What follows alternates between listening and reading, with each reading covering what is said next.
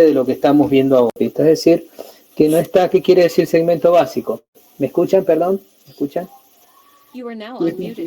Sí, bien, listo. Si alguno no me escucha, a ver, les voy a preguntar por escrito.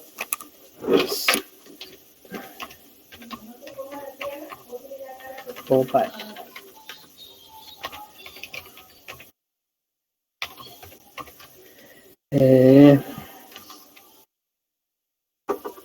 ¿Me escuchan? Muevan la cabecita para arriba y para abajo. Muy bien. A ver, Alejandra, ¿me escuchas? Mueve la cabecita para arriba y para abajo. Está congelada. Alejandra, ¿me escuchas? Contreras, Carla, ¿me escuchas? Muévela, muy bien. Hugo, ¿me escuchas? Lucas, sí, ya me escuchaste. Manuel Peláez, Martina, ¿me escuchas? Alejandra, se entrecorta mucho tu imagen, lo cual quiere decir que por ahí no me escuchas o me estás escuchando. Sí, bueno. Tamara, ¿también me escuchas? Y Martina, creo que ya me diste lo que. Bueno, entonces habíamos dicho que los componentes de autopistas eran segmentos básicos, uniones de ramas y zonas de entrecruzamiento de trenzado. Y el segmento básico es aquel que no se ve afectado por las uniones de ramas. Ahí. Ahí está. Y como ya habíamos mencionado en la primera clase, el nivel de servicio se calcula para esta versión del manual. Todavía no sale una versión más nueva. Esta en realidad, si bien se llama HCM10, salió, no me acuerdo si en 2011 o en 2012. Y tenemos en este manual la capacidad, el nivel de servicio se calcula en función de la densidad, es decir, la cantidad de autos por milla y por carril. Por ejemplo, Lucas, si tuviéramos entre 26 y 35 autos por milla y por carril, ¿en qué nivel de servicio estaríamos? Estaríamos en el nivel de servicio D. Exacto, y no tiene más ciencia esto. Esto es un manual que nos dice haga esto, haga lo otro y haga aquello. No, digamos, no tenemos muchos desarrollos, pero sí es bueno tener, digamos, el concepto y el porqué de las cosas. Por eso por ahí insistimos mucho en el significado, porque después nos podremos olvidar, pero digamos, tenemos claro cuál es el concepto y eso nos va a ayudar a no cometer errores. Un error, por ejemplo, que a mí me pasó en la vida profesional, me mandan una ruta en Calingasta y resulta ser de que cuando, no sé si ya se los he comentado y si no lo hago de nuevo, quería hacer la imprimación, es decir, ya estaba la base lista, ya estaba cortada, ya estaba perfilada, compactada, quería hacer la imprimación. Entonces va a la inspección y resulta que las densidades daban muy dispares de una medida a otra. Yo cuando había llegado a la ruta ya estaba comenzada a construir, yo llegué no al comienzo de la obra, sino en una etapa, y no entendía qué pasaba. Entonces me puse a estudiar el pliego, hasta que descubrí que por hacer unos kilómetros más de camino, habían eliminado un ítem que se llama preparación de la base de asiento del terraplén o preparación de la base de asiento del firme, según estemos hablando de terraplén o de desmonte, y eso no se había eliminado ese ítem. ¿Y en qué consiste? En escarificar el suelo natural, después de deboscarlo y destroncarlo, después de limpiarlo, en escarificarlo y compactarlo a una densidad un 5% superior que la humedad natural del suelo. Ese 5% superior es un decir, lo importante era uniformar la densidad del suelo. Entonces, ¿qué pasaba? Se hacían las sucesivas capas y después, cuando uno compactaba, en la reacción de las capas inferiores, al no ser uniformes, en este caso la capa del terreno natural, daban valores de densidad muy dispares. Por ejemplo, daban 89, 95, 105, ¿sí? Una cosa muy variable. Y yo no sabía qué pasaba hasta que descubrí que habían eliminado el ítem de preparación de la base de asiento del terraplén o del firme. Cuando yo tengo un buen terraplén, era poca la influencia porque todas las capas inferiores habían ido amortiguando este efecto, pero cuando tenía desmonte, un terraplén muy bajito, se notaba y bastante. Y bueno, los encargados de la obra, la administración responsable de la obra, en pos de hacer unos metros más de camino, entre otras cosas. Otra cosa un poquito más seria, habían reducido el ancho de coronamiento a valores, la verdad es que discutibles. Había quedado muy empinado el borde del terraplén, el talud del terraplén, el talud lateral. Habían hecho esto. Y esas son las cosas de las que no nos tenemos que olvidar. Y entonces tenemos que tener claro por qué la densidad. Por eso la figurita donde vemos que todos los autos están funcionando, pero ante el menor incidente se puede trabar todo. Y por eso en los manuales más recientes ya empieza a tomarse el concepto de la densidad para determinar el nivel de servicio. En los primeros era más bien la velocidad, pero ustedes ven en los dibujos que yo le hacía. ¿Sí? ¿Alguien quiere hablar? ¿Alejandra? En los primeros dibujos que yo les hacía, les mostraba que la velocidad no caía mucho entre los niveles de servicio A y D. Y después venía el nivel de servicio F. Entonces, a lo mejor la diferencia de velocidad entre el nivel de servicio A y el nivel de servicio E no era mucho en el caso que nos ocupaba. Pero veíamos la ruta de costado, veíamos con el funcionario político al lado y decía, pero si se está manejando bien esto. Entonces, cuando le mostrábamos una imagen cenital desde arriba, una fotografía desde arriba con un dron, se daba cuenta que cualquier incidente nos iba a complicar el trabajo. ¿Estamos bien, chicos? ¿Se acuerdan de lo que habíamos hablado aquella vez? Bien. Habíamos dicho que era la velocidad de flujo libre, que decíamos que era la velocidad que el conductor elegía libremente. Y para eso tenía que haber una cantidad no mayor de equivalentes a autos en la ruta. O sea, que le permitiera al conductor andar a la velocidad que él quería. Esta velocidad, también no muy bien llamada máxima, no depende de la cantidad de autos. Simplemente cuando hay muchos autos no es que esa ruta tenga una velocidad de flujo menor, sino simplemente es que no la puedo desarrollar. ¿De qué sí depende? De las condiciones físicas de la carretera, anchos de carriles, anchos de banquina, etcétera, etcétera. Es decir, que la velocidad de flujo libre depende de las condiciones físicas de la carretera. Que no estemos en condiciones de desarrollarla por la cantidad de vehículos es otra historia. Pero la velocidad de flujo libre de esa carretera sigue siendo la misma, aunque no la podamos desarrollar por la cantidad de vehículos que hay. ¿Se acuerdan que insistí mucho con esa diferencia? Bien. Habíamos dicho que a partir hasta cierta cantidad de vehículos, generalmente hasta 1300, más o menos se mantenía la velocidad y después empezaba a caer en función de cuál era la velocidad de flujo libre de la carretera en cuestión, que la podíamos medir en forma directa hasta 1000 vehículos por hora, ligeros, por supuesto, o sea, autos por hora por carril, o tal vez más. Y si no, podíamos tomar directamente la velocidad de flujo libre base, es decir, la velocidad de flujo libre de 75 millas, de 70, de 65, según las condiciones de la carretera, y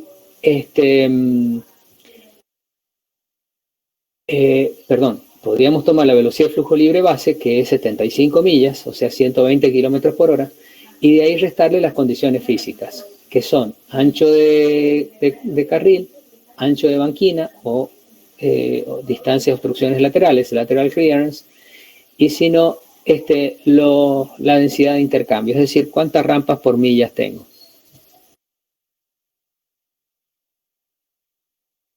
Bueno, habíamos visto cuál era la tabla de ajuste por anchos de carril, ajustes por ancho de obstrucción lateral o ancho de banquina, que es lo mismo.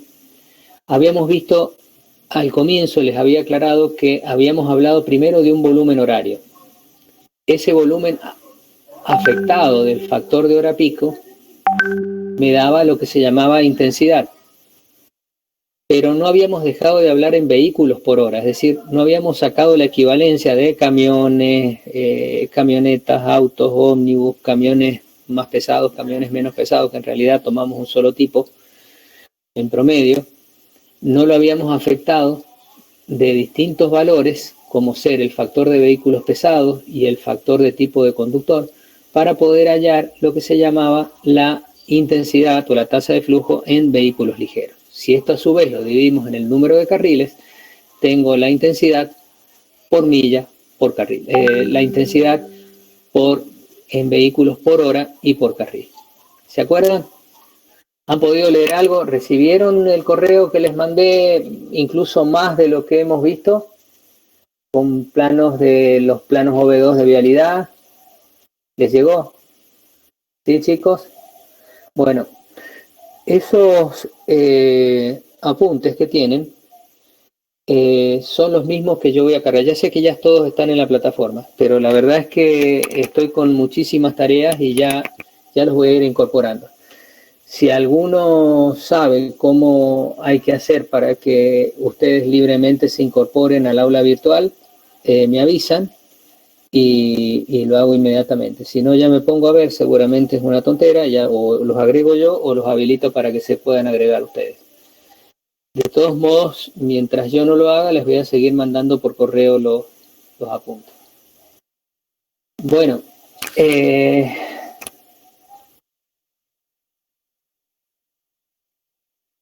entonces teníamos volumen, cantidad de vehículos por hora.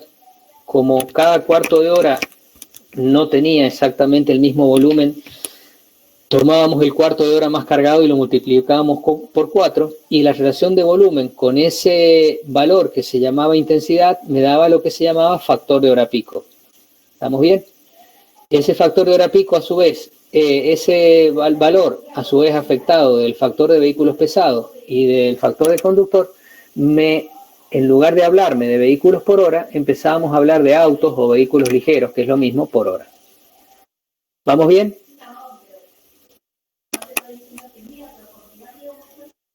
Bien, esta es la tabla para ajuste. Era bastante subjetiva la tabla, dependía de cuál sea el destino o qué uso tenía la ruta para decidir qué es lo que íbamos a hacer. El factor de vehículos pesados, que era el porcentaje de camiones, esto puede ser PT también siempre, que sería truck, ¿sí? El factor de equivalencia de camiones, y esto lo mismo para recreacionales, es decir, casas rodantes o motorhomes.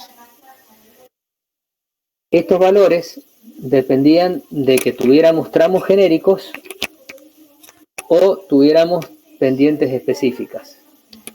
¿Se acuerdan de eso? El tramo genérico era cuando las pendientes eran menores que cierto valor y menores de cierta longitud, o mayores de cierto valor pero menores de cierta longitud, es decir, 2 a 3% hasta 800 metros, pero si son más de 3, no más de 400. Y ahí podíamos definir 3 tipos de terreno: llano, ondulado o montañoso. Les había comentado también que no todos los capítulos del manual podía definir en tramo genérico, podía definir montañoso. Acá sí se puede.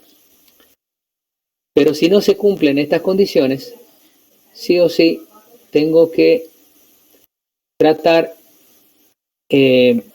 lo que es pendiente específica. Ahora bien, muchas veces hay casos en que puedo tratarlos como segmento genérico o como pendiente específica, es decir, tengo la libertad de hacerlo. Hay otros casos donde sí o sí tengo que tomar pendiente específica.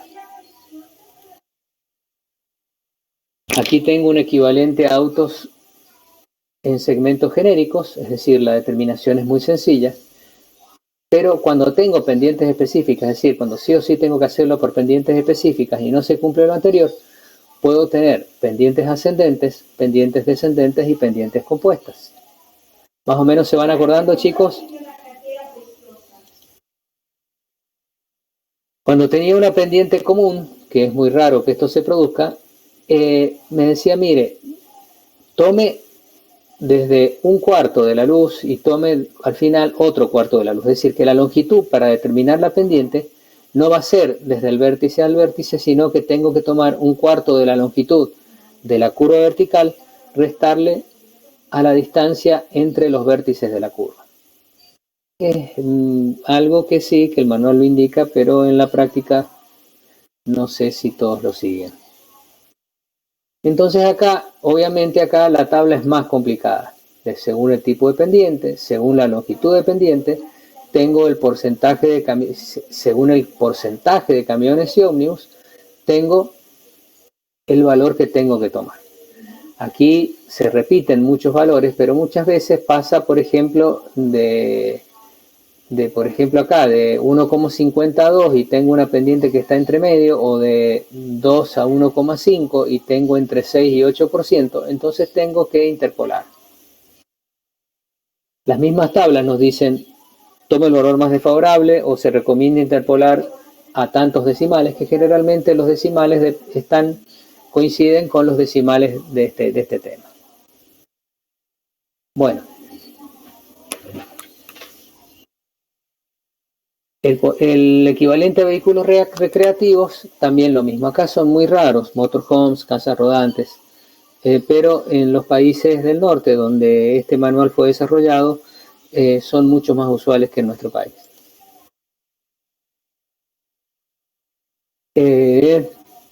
Bueno, determinación del equivalente de camiones.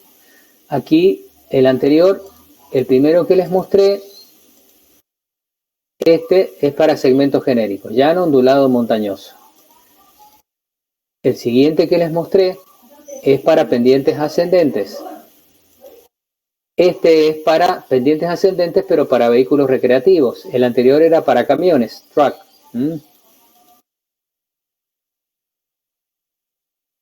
Este es para pendientes descendentes, que cuando la fuente es el manual 2000, el anterior, suelo tomar estos valores en kilómetros y no los he cambiado un poquito para que presten atención, ¿sí? ¿Por qué no los he cambiado? Porque la tabla es la misma. Al ser igual la tabla, lo que cambia son estos valores que están expresados en millas. La pendiente, ya sea unidades inglesas o unidades francesas o métricas decimales, si quieren llamarle así, no cambian. Entonces lo que quiero mostrarles es que tienen que tener cuidado con las unidades. A su vez, siempre les recomiendo que trabajen con las unidades originales del método. Como ya les dije, el manual anterior se había tomado la molestia de hacer una parte con unidades métricas y repetir el mismo manual con unidades inglesas. El manual 2010, lamentablemente, tomó nada más que unidades inglesas. En los casos en que la tabla sigue siendo igual, no he cambiado, digamos, la tabla, pero les aclaro que es de qué manual están sacadas. Cuando hablaba de una pendiente compuesta, es tentador decir, bueno, yo voy a tomar desde el punto más bajo hasta el punto más alto y voy a tomar directamente un promedio.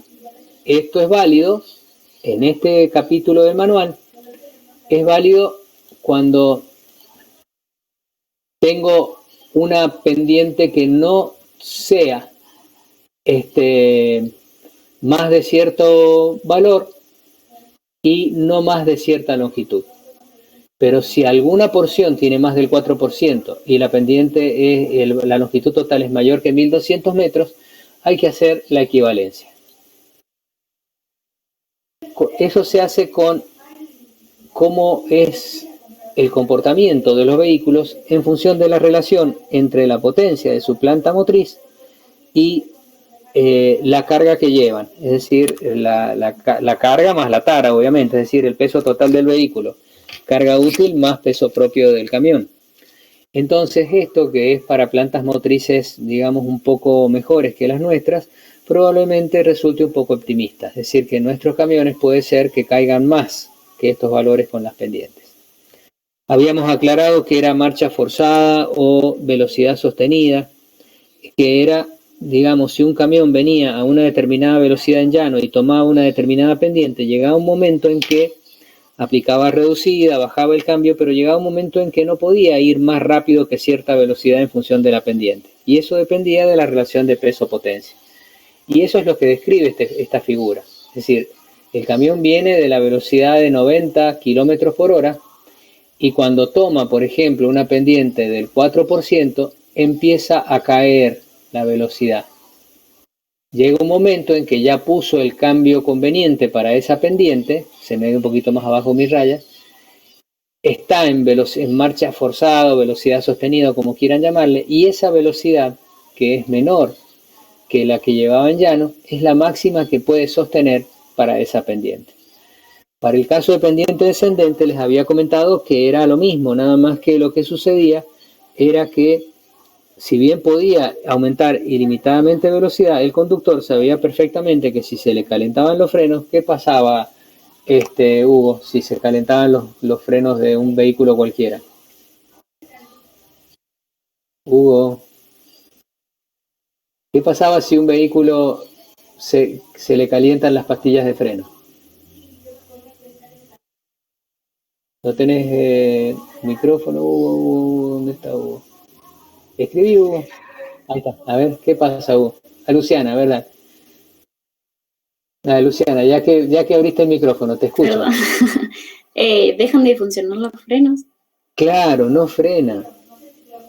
¿Han visto por ahí cuando van por ejemplo, a Barrial, que siguen hasta la Quebrada de las Burras, creo, y por ahí hay unas especies de lechos de frenado, sí, que vienen bajadas y de repente se meten en el cerro como una huella, que parece que tiene como ripio, como grava? Estos se llaman lechos de frenado, o vías de escape, y están señalizadas. Es porque si a algún camionero se le calentaron los frenos, lo mejor que puede hacer es meterse ahí, el camión se entierra hasta los ejes, y el hecho de que se entierre hasta los ejes obviamente tiene que ir bien derecho. El camión se detiene justamente por la fricción al enterrarse en ese lecho de frenado. Es justamente una medida de seguridad. Difícilmente un auto lo sufre, pero en un camión puede pasar. De hecho, esos lechos de frenado en caminos montañosos es común, o debiera ser común verlos, justamente para salvaguardar la integridad de algún equipo que pierda la capacidad de frenar. Lamentablemente después hay que ir a sacarlo de ahí, pero mejor que sufra un accidente. Bien, estamos bien. ¿Sí? ¿Esos lechos de frenado se calculan de alguna forma o solamente si el terreno lo permite? No, se calculan.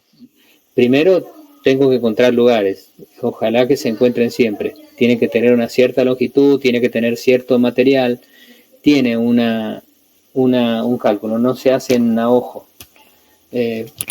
Puede que estén tabulados muchas veces, pero sí, tienen un procedimiento de diseño.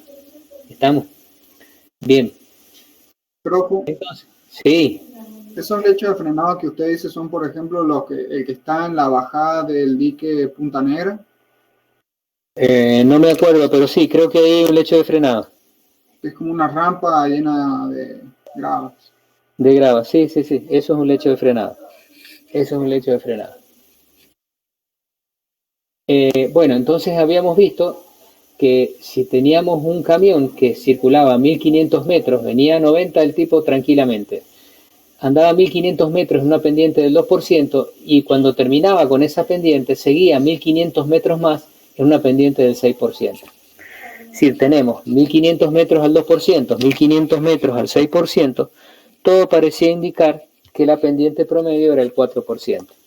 Es decir, si hubiéramos trabajado con el promedio simple, hubiéramos tomado 3000 metros, ¿sí? Sobre, la altura, que les había sacado la cuenta, 1500 por 0.02 más 1500 por 0.06, ¿entienden lo que estoy haciendo? Estoy sacando el delta H, ¿sí? Me da 120 metros, es decir, 120 metros sobre 3000 me iba a dar una pendiente del 4%. Efectivamente. Y ese promedio hubiera estado mal. A ver, y habíamos dicho, bueno, recorre al 2% 1500 metros. Y termina la pendiente del 2% a una velocidad de 75 millas por hora. Y después entra a la pendiente del 6%. Entra a la pendiente del 6%. Y de ahí recorre otros 1500 metros al 6%. Resulta ser de... Uy, se me fue muy abajo. Bueno, sepan disculpar la falta de pulso de quien les habla. Llega a los 3.000 metros finales, o sea, termina de recorrer los 1.500 metros con la pendiente del 6%, los termina de recorrer a una velocidad de 37 kilómetros por hora, más o menos, ¿sí? 36, 38, por ahí. Pero a lo que quiero llegar es que la pendiente a la que termina trabajando es como una pendiente directamente del 6%. Esto nos demuestra que podemos cometer errores serios si en este capítulo del manual trabajamos con pendientes promedios. Tenemos que sacar lo que se llama el ejemplo, la resolución de pendiente compuesta. Bien, entonces ahora vamos a salir un momento de acá y vamos a tratar de ver el práctico.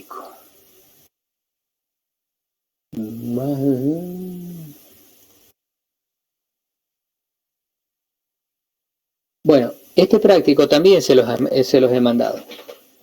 Y se los he mandado, yo creo que Carla ya les puede decir cuál es mi idea, ya se los dije la clase pasada.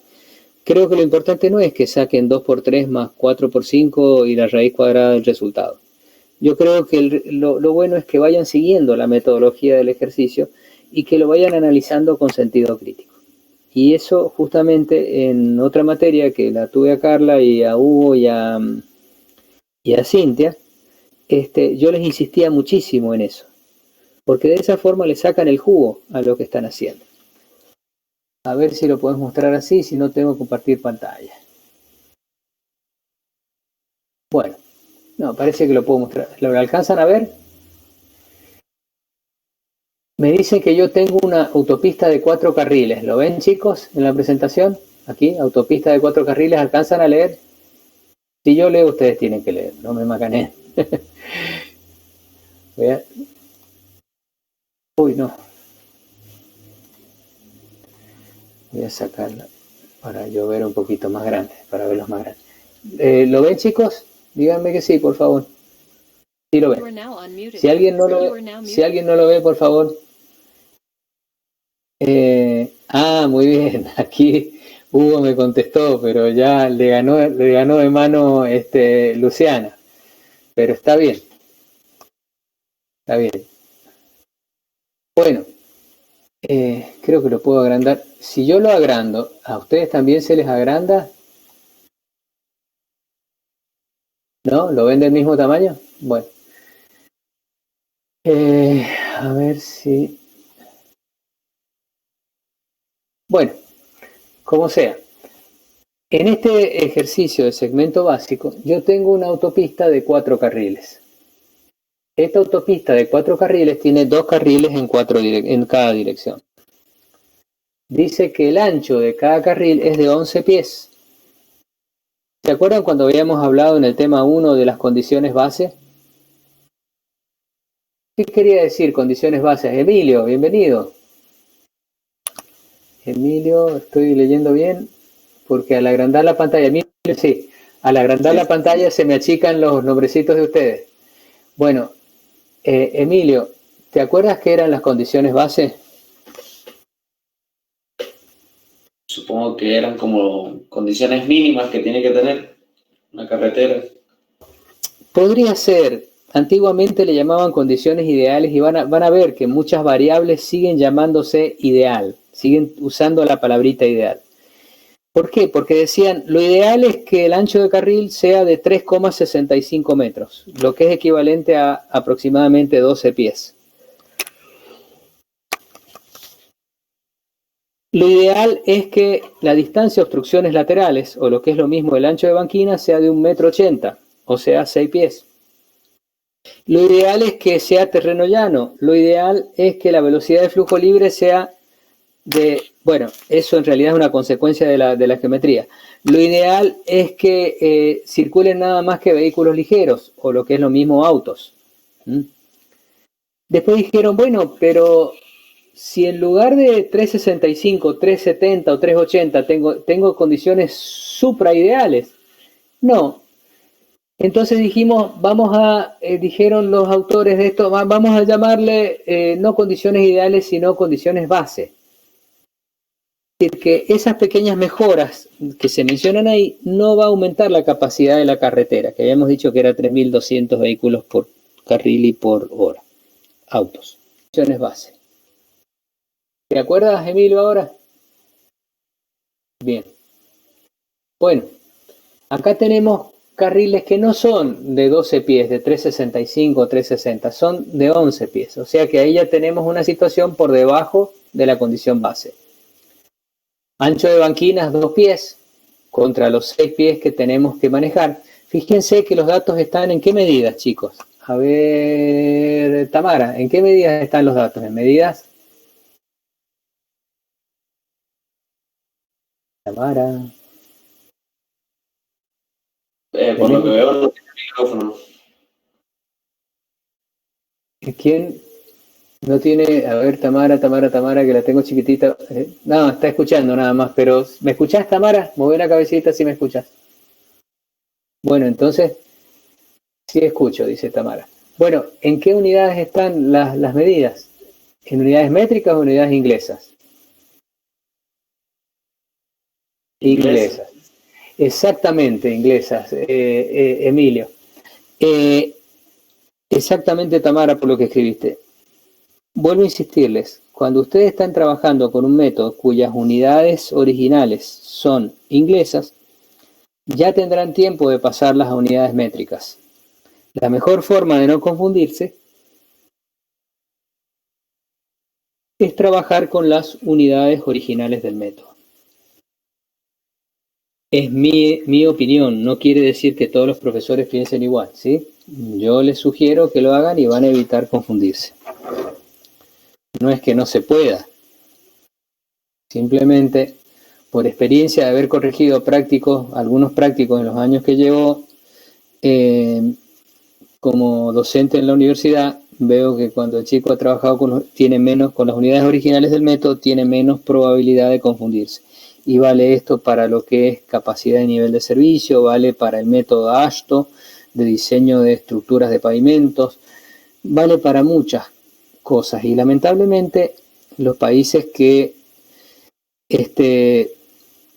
llevan la delantera en las investigaciones son países que usan las unidades inglesas y no por gusto. Han tratado muchas veces de transformarse, de adaptarse, pero es algo que ya está muy arraigado y les cuesta mucho usar las unidades métricas o el sistema métrico decimal de los franceses, que es sinceramente maravilloso. Y si no, pónganse a pensar, 1 centímetro, 10 centímetros es un decímetro, metro,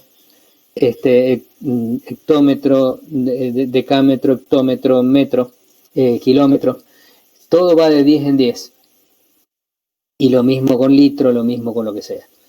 Está muy bien pensado realmente. En cambio, ellos son medidas más antiguas, que era el tamaño de un pie, de alguien que tenía el pie de 30 centímetros y la pulgada del tamaño del dedo gordo. A todo esto, sabían que, comentario al margen, las generaciones que van naciendo tienen los dedos gordos cada vez más largos. ¿Sabían eso? ¿Alguna vez se los habían dicho? Si ustedes les miran el dedo gordo a su papá, probablemente sea más corto que el de ustedes. Mis hijos lo tienen todos más largo que yo. No sé si es coincidencia, pero lo leí alguna vez y ahí dije, me puse a mirar y por lo menos en mi familia se cumple. Bueno, esta pulgada se ve que cuando lo sacaron era de la pulgada de alguien que tenía 2,54 centímetros. Y así siguiendo. Es decir, no hay una relación de 10 en 10, no es decimal el sistema inglés. Y no es que ellos no reconozcan que es mucho más cómodo el sistema métrico, el problema es que están muy acostumbrados. Bien, entonces, conductores habituados, es decir, que puedo tomar uno ahí con el conductor habituado. La hora pico, dirección pico de volumen de demanda, 2.000 vehículos por hora. ¿Qué quiere decir eso? No me da el tránsito medio diario anual, porque si me diera el tránsito medio diario anual, ¿Cómo sería ese valor? ¿Sería nada más que ida o ida y vuelta? A ver quién me contesta. Alejandra, ¿te animas a contestarme? ¿Es nada más que ida o ida y vuelta el tránsito medio diario? Hola. Profe, Alejandra. también figura solo con audio. No tiene micrófono, me parece. Bueno, pero vos me estás... Ah, está bien, pero me estás... Soy Martín. Ah, es que es Martina la que me está Sí, contestando. sí, sí. Estaba Eh, diciéndole que Alejandra figura únicamente con audio y no para hablar. sí, perfecto, pero a ver, Alejandra, ¿me estás escuchando? Alejandra, pero por lo menos me estás escuchando. Escribime que sí o que no, Alejandra.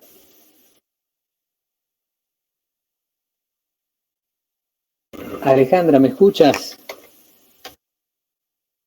A ver, Alejandra, ¿me escuchas? Alejandra, ¿me escuchas? ¿Qué pasó? ¿Salió y va a volver a entrar? Bueno. Bueno, a ver, Martina, ya que vos fuiste tan amable de decirme que tal vez no me estaba escuchando, ¿el tránsito medio aéreo anual era ida y vuelta o ida solo? Ida y vuelta, creo. Ida y vuelta, ¿sí? Es decir, ¿y el tránsito medio son vehículos por hora, vehículos por día? ¿Cómo es el tránsito medio diario o anual? Por día. Por día. Está bien, es el promedio de los vehículos por día. Muy bien. En este caso, el dato es volumen horario y ya es el volumen horario de diseño. Y creo, por lo que estoy leyendo, no me he fijado, la verdad, que está hablando en la dirección. Yo prefiero, cuando hablo de dirección, prefiero pensar que es cualquiera de las dos, en un sentido y en sentido contrario. Y cuando hablo de un sentido, hablo de sentido, no de dirección. Pero ellos no usan la palabra sentido, entonces es probable que la traducción haya traducido directamente de dirección, pero la dirección queriendo significar la palabra sentido, es decir, un solo sentido de análisis. Bien, 2.000 vehículos por hora. La composición del tránsito dice que tiene 5% de camiones. ¿Y cuántos recreacionales tiene Luciana? ¿Cuántos recreacionales? ¿Alcanza a leer RV? Recreational Vehicles. ¿Cero? 0, o sea que no tiene recreacionales. El factor de hora pico, Nicolás, ¿cuánto vale el valor de hora pico en este ejemplo? Vale 0,92. Bueno, y Alejandra, ¿me escuchas? Mueve la cabeza si me escuchas, que ahí apareciste de nuevo. Alejandra, ¿me escuchas? Traté de conectar el micrófono y se me tildó. Bueno, sí me escuchas, perfecto. Alejandra, escribí, ¿cuántas ramas por milla tengo en este ejemplo que estoy tratando de resolver? Escribí cuántas. ¿Lo alcanzas a leer? Es el penúltimo dato antes de comentarios. ¿Lo leíste? Un numerito, por favor. Escribilo. Alejandra, ¿cuántas? Está bien, se te tildó el micrófono, pero ¿me sigues, Alejandra? ¿Cuántas ramas por milla hay? ¿Ves los datos que dice autopista de 4 carriles, ancho de carril 11 pies y así siguiendo? El penúltimo dato dice que el número de rayas por milla es ¿cuánto?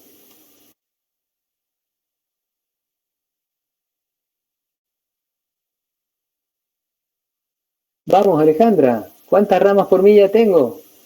Aquí está el numerito. Muy bien, gracias, Alejandra. 4 ramas por milla. Eso quiere decir que la densidad de intercambios es altísima, ¿sí? 4 ramas por milla, bueno, pero no importa, son 4. Y el terreno es ondulado, es decir, que estamos en segmento genérico o en pendiente específica, Hugo. Hugo, ¿estamos en segmento genérico o en pendiente específica?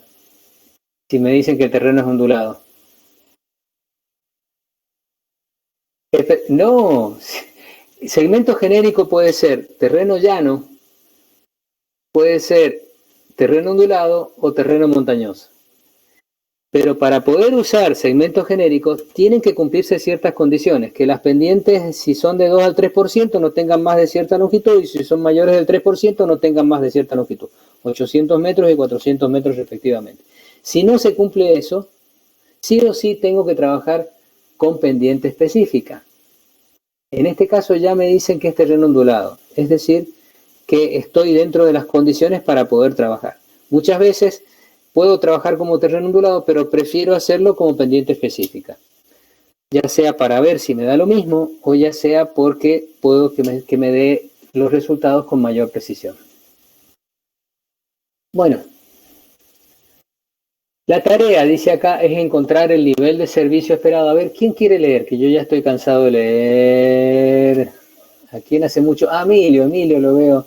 A ver, ¿cuáles son los comentarios que me dice acá el ejercicio, Emilio? Muy bien, sonríe, Emilio. Ahora lo escucho. Comentarios. La tarea es encontrar el nivel de servicio esperado para una autopista durante los 15 primeros minutos más cargados de la hora pico, con un incremento por milla. La densidad total es de rampas, será de 4 rampas por milla. Claro. Me hace acordar una vez que yo estaba dando una conferencia como estudiantes en la materia de arquitectura, y el compañero que apuntaba con, obviamente no existían estas cosas cuando yo era estudiante, pero sí existían proyectores y el tipo me movía. Imagínense que ahora yo empiezo a rayar para que no puedan leer. Ese era el Pablo, el que cuando estudiaba los apuntes los analizaba, pero re bien. Bueno, muy bien. Entonces, gracias, Emilio. A ver, Hugo, ¿te animas a leer lo que sigue? Los datos de entrada, dice. A ver. Hugo, ¿puedes hablar? Anda poniendo el pelo en remojo, Lucas, que vos seguís después. Hugo, ¿me escucha? A ver, Hugo. Sí, perdón, sí, no me funciona. Yo no te escucho, Hugo. Estás mudo. Bueno, a ver. Vamos, Lucas. A ver, Hugo. No, tenés el micrófono. Ahí está. Hugo, lo tenés perfectamente bien el micrófono. Qué raro que no puedas. Bien, vamos, Lucas. A ver, ¿qué dice a continuación? Datos de entrada. Datos de entrada especificados arriba. O sea que los datos de entrada son estos que están acá. Claro. ¿Se entiende? Bueno. Y después dice, ¿qué sigue a continuación? Cálculo de velocidad de flujo libre. Cálculo de velocidad de flujo libre. ¿Por qué? ¿Por qué, Luciana, necesito calcular la velocidad de flujo libre? ¿Por gusto de hacerlo o porque la necesito para qué?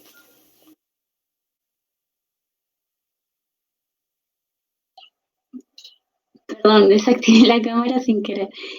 Porque la necesito después para calcular el BP, que no recuerdo el nombre. No importa, pero está bien. La tasa de flujo. La tasa de flujo. Bueno, o sea, necesito... la velocidad de flujo libre interviene en la determinación de otras variables, aunque no me acuerde qué variables son. Entonces, yo partía para calcular la velocidad de flujo libre, tomo la velocidad de flujo libre en una autopista en condiciones base. ¿Y cuál es la velocidad de flujo libre en condiciones bajas? 75 millas por hora. Estamos. Entonces, ¿de qué lo afecto? ¿Te acuerdas, Luciana, qué es FLW? Es el factor por ajuste de ancho de carril. Ancho Uno de era carril. por ancho de carril y otro era por... Sí, por lateral clearance. ¿Qué será eso? El de la banquina. Muy bien. Y después el TRD, ¿qué es? ¿La densidad de qué? La cantidad de los accesos... de intercambio, sí, de los accesos. Si fuera un camino de 2 carriles, serían accesos por kilómetro.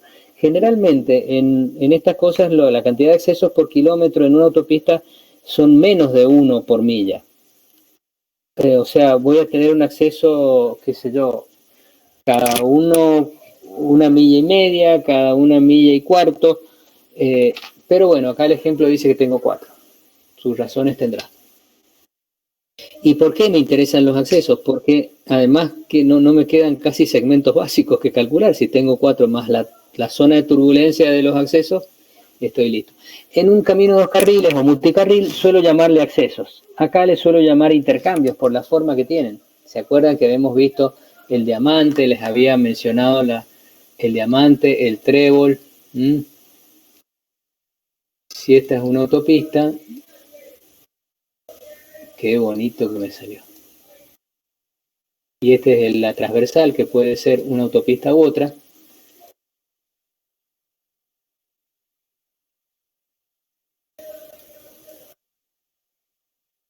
Este sería el intercambiador tipo diamante.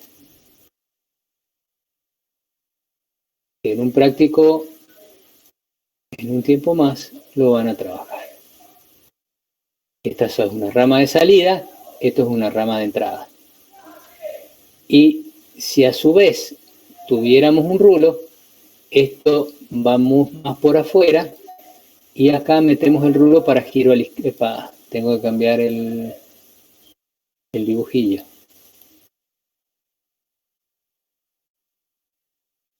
Si esto tuviera un rulo, tendría que ir más afuera. En general esto va así haciendo la curva o haciendo así, dejando el espacio para el rulo.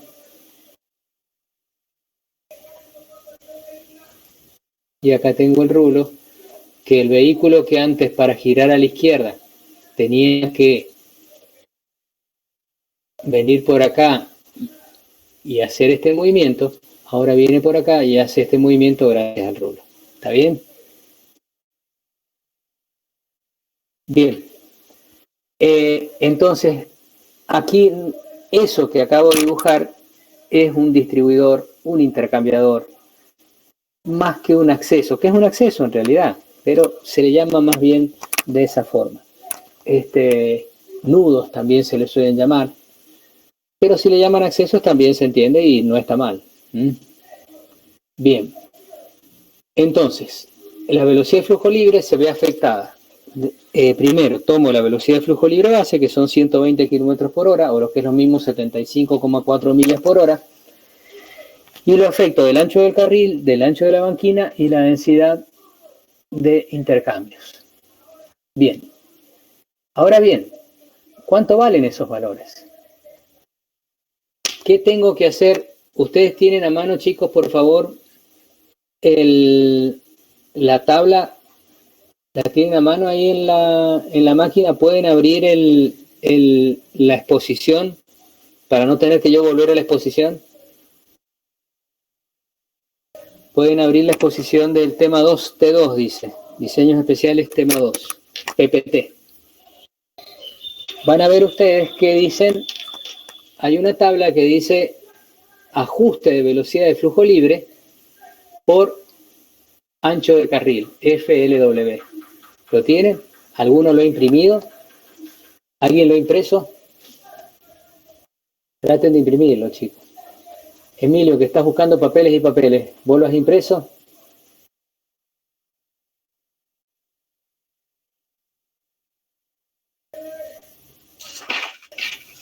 He impreso los apuntes, pero no sé si están ahí las tablas, me parece que no. A ver, ¿qué dice la primera hoja de tu apunte? Tengo la unidad 2 y la unidad 1. A ver, La unidad 2 hay varias tablas. vamos a hacer algo más Por ancho de carril.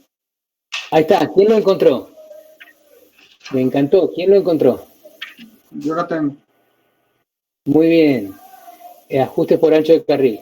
Y para 11 pies, ¿cuánto es? ¿Qué tabla es? A ver, ¿quién está hablando? ¿Quién dijo que la tuvo? Que se me borró el nombrecito. Lucas. ¿Qué número de tabla es y qué página está del apunte, por favor? ¿Para qué valor, perdón, profe?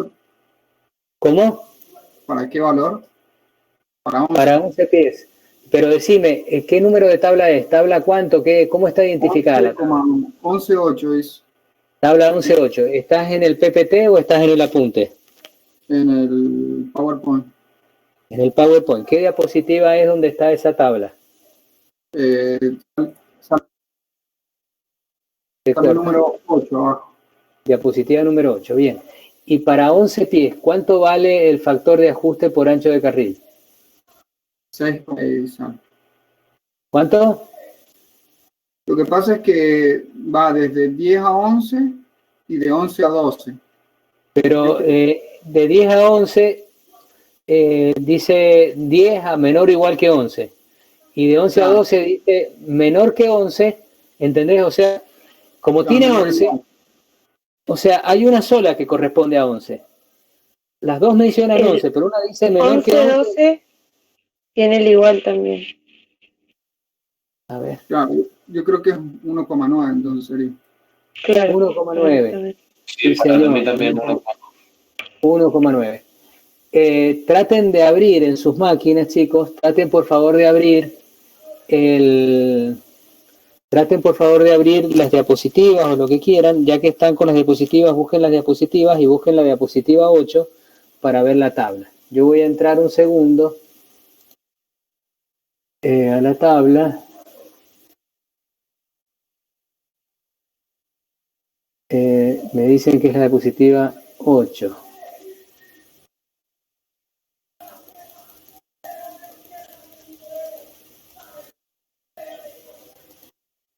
Sí, señor.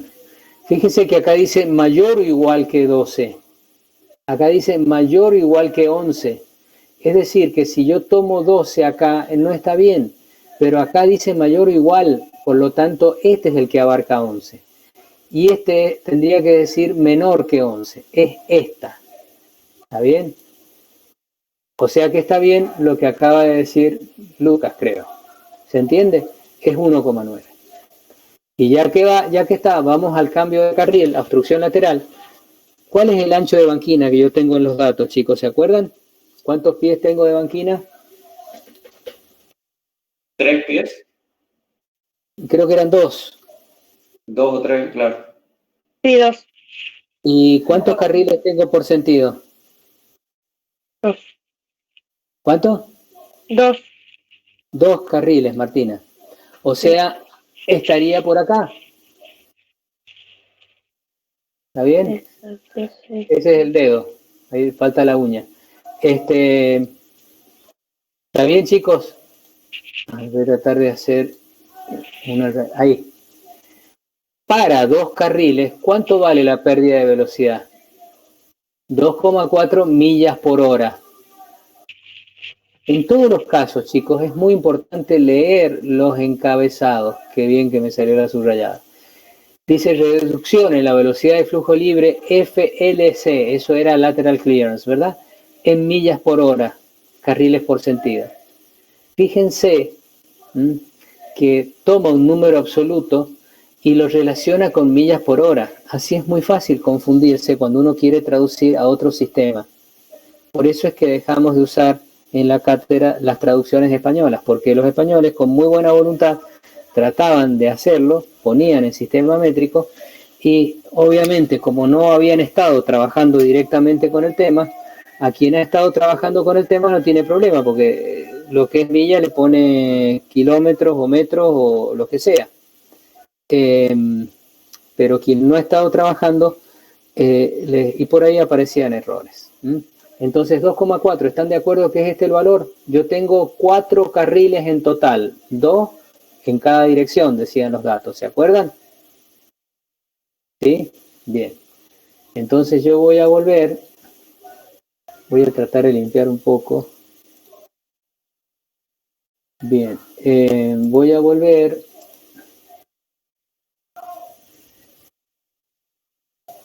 Mi señora, no sé si escuchan ahí, alguien está haciendo gimnasia acá en casa. 1, 2, 3, 4. ¿Cuántos minutos llevamos, señor productor? ¿Lo han hecho alguna vez ustedes a eso? ¿Alguien lo conoce a ese, al cardio abdomen?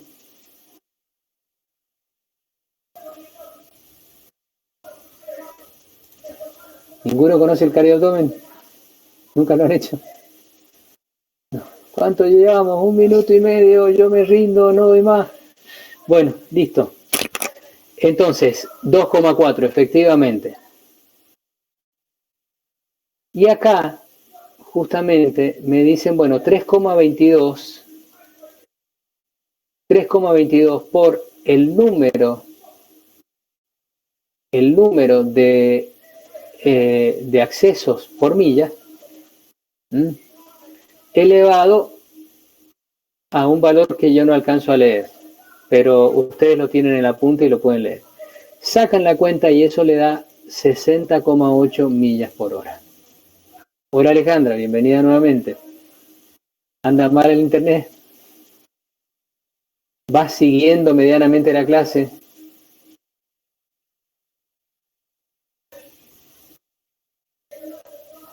Bueno. Seguimos. Ya sé cuál es la velocidad de flujo libre, 60,8 millas. ¿Qué sigue, Martina? ¿Qué es lo que sigue? El siguiente punto, el punto 3, ¿qué es lo que dice? Selección de la curva de velocidad de flujo libre. Selección de la curva de velocidad de flujo libre. ¿Qué es lo que dice abajo en el texto, Martina? Como la velocidad de flujo libre calculada en el paso 2 es mayor o igual que 57,5 y menor que 62,5 millas por hora, se usará la curva de 60 millas por hora para el análisis. La curva de 60 millas. ¿Alguien me puede decir en qué lugar de las diapositivas están las curvas en cuestión? A ver si alguien me lo sabe decir. En el PDF están en la página 12, que es la última. En la diapositiva 12. No, en el PDF, yo no estoy con el Power. Estoy con el Power. A ver, vamos a ver, abrir el PDF. Vamos a abrir el PDF.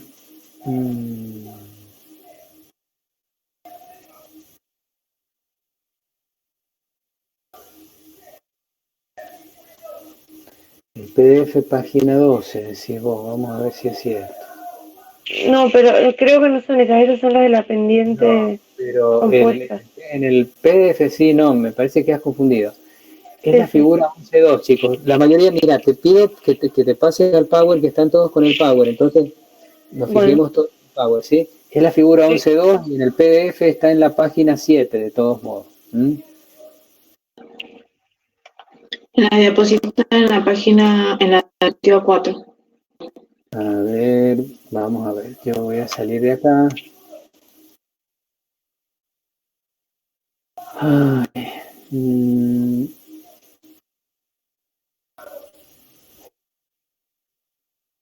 ¿Qué diapositiva me decís que es? 4. La 4.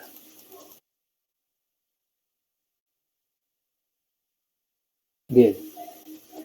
Entonces, ahí tengo las curvas de velocidad para segmentos básicos en la determinación de PDF. Bien. Entonces me dice, estamos más o menos en 60 millas. Eso en realidad es lo que importa, ¿sí? Bueno. Estoy en esta curva. Bien. Volvamos al práctico.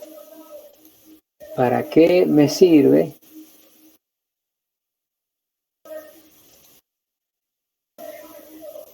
Estamos más o menos en 60. Entonces, elijo la velocidad de 60 millas por hora. Ahora, ajuste de volumen de demanda. El volumen de demanda, a ver quién quiere leer. Sigue Tamara, aquí en la lista de cristianos que tengo acá en la lista. Pero algunos se bajan, después aparecen primero y van zapando. Ya los voy a ir. A ver, Tamara, ¿qué dice en el siguiente punto? Ajuste del volumen de demanda.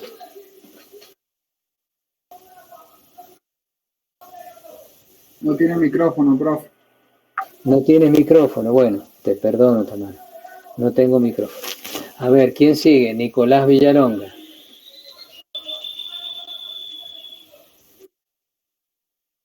¿Qué dice el punto 4? Ajuste de volumen de demanda.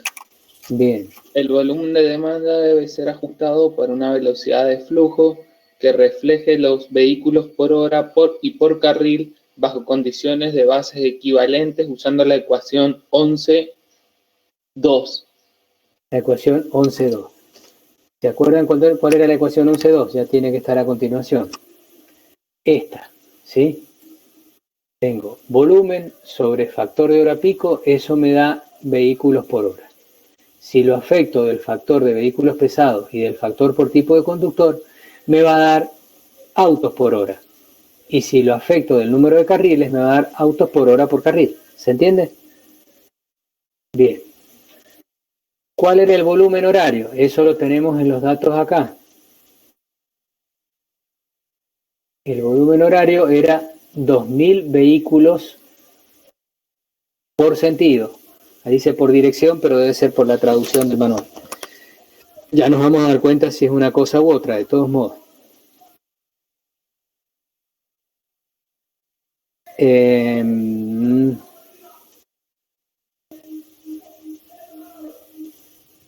Profe, eso no hay que multiplicarlo por 4 porque no es el cuarto de hora, sino que es la hora entera, ¿verdad? ¿A qué valor? ¿Al volumen? Sí, al volumen. Claro, o sea, no, el volumen es perdón, me salió mal. El volumen es el volumen de lo que circula en toda la hora. No es la intensidad, no son los 15 minutos más cargados por 4. Para transformarlos en intensidad, los afectos del factor de hora pico, peak hour factor, por eso están las letras en otra posición, peak hour factor. Entonces, el volumen sobre el factor de hora pico me da lo que se llama la intensidad en vehículos por hora. Eso es lo que me da el volumen en los 15 minutos más cargados. Los 15 minutos más cargados por 4 son iguales al volumen sobre el factor de hora pico. Volumen sobre factor de hora pico. ¿Se entiende, chicos? Hola. ¿Quién me hizo recién la pregunta? Yo, Nicolás. Pero sí, Nicolás, bien. ¿Entendiste? Bien. Sí. Pero hasta ahí yo tengo vehículos. Todavía no los discrimino a autos. Todavía no los uniformo a autos, mejor dicho. Bien.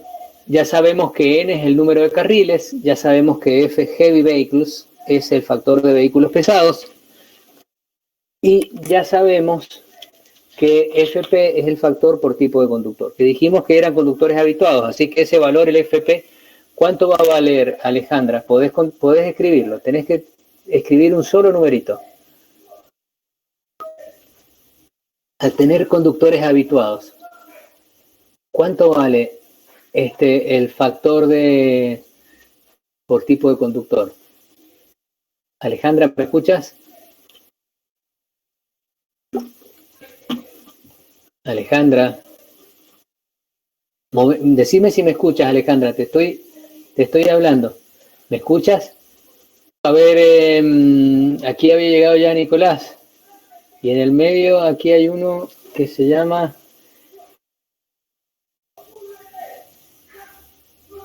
Es uno, profe. ¿Cómo? Uno, muy bien. ¿Quién contestó? Lucas Richard. Bueno, perfecto. Es uno porque no se ve afectado. Pero seguramente tenía una cantidad de camiones. Y la cantidad de camiones eran, ¿qué porcentaje? 5% de camiones y 0 de recreacionales. ¿Se acuerdan? 5 de camiones y 0 de recreacionales. Entonces acá tenemos que sacar el factor por vehículos pesados. Y esta es la fórmula. PT, ¿qué es? A ver, Hugo, ¿te animas a decirme cuánto vale PT? Lo acabamos de mencionar. Es el porcentaje de, ¿qué cosa? De truck. ¿Qué significa truck en inglés? Camiones, muy bien. Es decir, es el porcentaje de camiones. Y el valor ese, Lucas, ¿lo tenemos o lo tenemos que calcular? Lo tenemos que sacar de tabla. No nos lo habían dado. No, nos han dado el porcentaje de camiones, pero no nos han dicho cuánto vale ese. Ese lo tenemos que determinar. A ver, ¿quién Con el tipo de terreno puede ser? Claro, porque tenemos terreno ondulado. Hay una tabla que te dice valores de equivalentes de camiones, EC o ET, que es lo mismo, ¿sí? EC de camión o ET de track, equivalent o equivalente. Claro. Entonces, ¿tenés la tabla ahí? ¿En qué 2,5 diapositiva? sería el valor. ¿Cuánto? 2,5. ¿De qué tabla lo sacaste? Lo saqué de la tabla de 11.10, que dice determinación de EC, o sea, ET vendría a ser camiones y ómnibus, Es lo mismo, es lo mismo. y ahí entré con el tipo de terreno ondulado. Tipo de terreno ondulado. Chicos, ¿están de acuerdo todos? ¿De ahí salen? ¿Están mirando las diapositivas? Aparte de mirarme a mí, tengan prendido el Power. Eso es para segmentos genéricos, Sí. lo que dijo Lucas. Perfecto, Sí. es para segmentos genéricos. Y si te Sí. dice que el terreno es ondulado, ¿en qué estamos? ¿En pendiente específica o en segmento genérico? Habría que determinarlo, ¿no? Pará. Si ya te está diciendo, sí, en la realidad tenés que determinarlo. Acá te lo hacen fácil. Chicos, dos cosas. Primero, en la vida práctica, los datos hay que buscarlos. Entonces uno junta un montón de datos y después va descartando los datos que sacó por algún motivo que no le sirven. No es tan fácil como acá que me dan los datos. Segundo, hay que determinar si es terreno ondulado o no, pero ya alguien se ha tomado la molestia y nos dice, mira, quédate tranquilo, es terreno ondulado, trabaja con terreno ondulado. Pero esto es un práctico, esto es un ejercicio. ¿Se entiende? Chicos.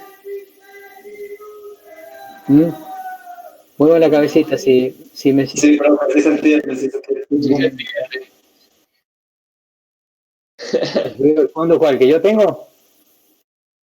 25 minutos, creo que son de 30 a 35 minutos, ya termina. Ya. A ver, paren un cachito. Voy a cortar yo el micrófono porque tengo que hablar con mi esposo un segundo.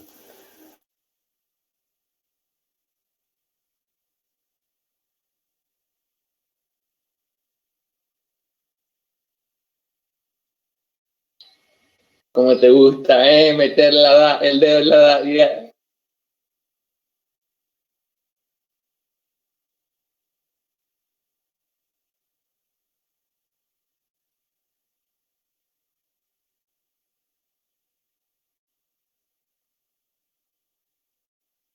Listo, ahí me bajó el volumen. Ahí ya no van a enterarse cuántos minutos van del ejercicio. Bueno, no se rindan, dice, no te rindes, yo no me rindo, tú tampoco, no te rindes, yo tampoco. Bueno, no se rindan ustedes conmigo, vamos, no pierdan la esperanza. Vamos bien, chicos, entonces. Es terreno ondulado, entonces, ¿quién? Perdón. Sí. Entonces, si nos dan directamente el tipo de terreno, es segmento genérico. Directamente. Me dan el tipo de terreno y me dicen pendiente específica, es pendiente específica. Si me dan el tipo de terreno y me dicen terreno llano, terreno ondulado, terreno montañoso, seguro que estoy en la parte de segmento genérico. A ver. Segmento genérico yo podría tener en este capítulo, hay otros capítulos donde tengo nada más que llano y ondulado, ¿sí? En este capítulo puedo tener terreno llano, terreno ondulado, terreno montañoso. Acá me dicen es terreno ondulado, por lo tanto estoy en segmento genérico. Si me hubieran dado pendiente específica, estaría en pendiente específica. ¿Está bien? Y si es terreno ondulado, llano o montañoso, estoy en segmento genérico. ¿Se entiende, Martina? Sí, bien. Entendí. Gracias. Macanudo. Muy bien. Sigamos entonces.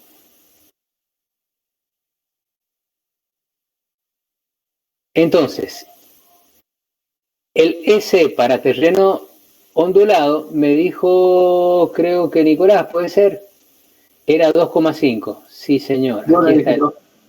¿Quién era? Era Lucas. Sí, que no se estén adjudicando méritos que no tienen. ¿Verdad, Nicolás? Se ríe.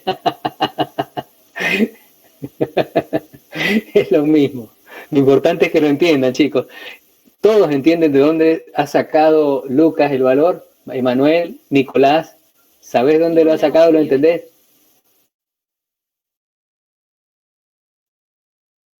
Ah, bueno. Tendrías que haber dicho, yo me di cuenta mucho antes. Lo que pasa es que no quise pasar por encima de mi compañero. Muy bien, muy bien. Bien, eso es. Bueno, estamos, chicos. Entonces, 2,5, como habíamos dicho. ¿Por qué pongo acá de recreacionales 0? Porque no tengo vehículos recreacionales. ¿Se acuerdan que los datos decían que tengo 0% de vehículos recreacionales? Bien, entonces ya estoy en condiciones. 5% de camiones que lo saqué del censo que hice o de la estimación de tránsito que hice, porque a lo mejor no la tengo construido a la autopista, y saqué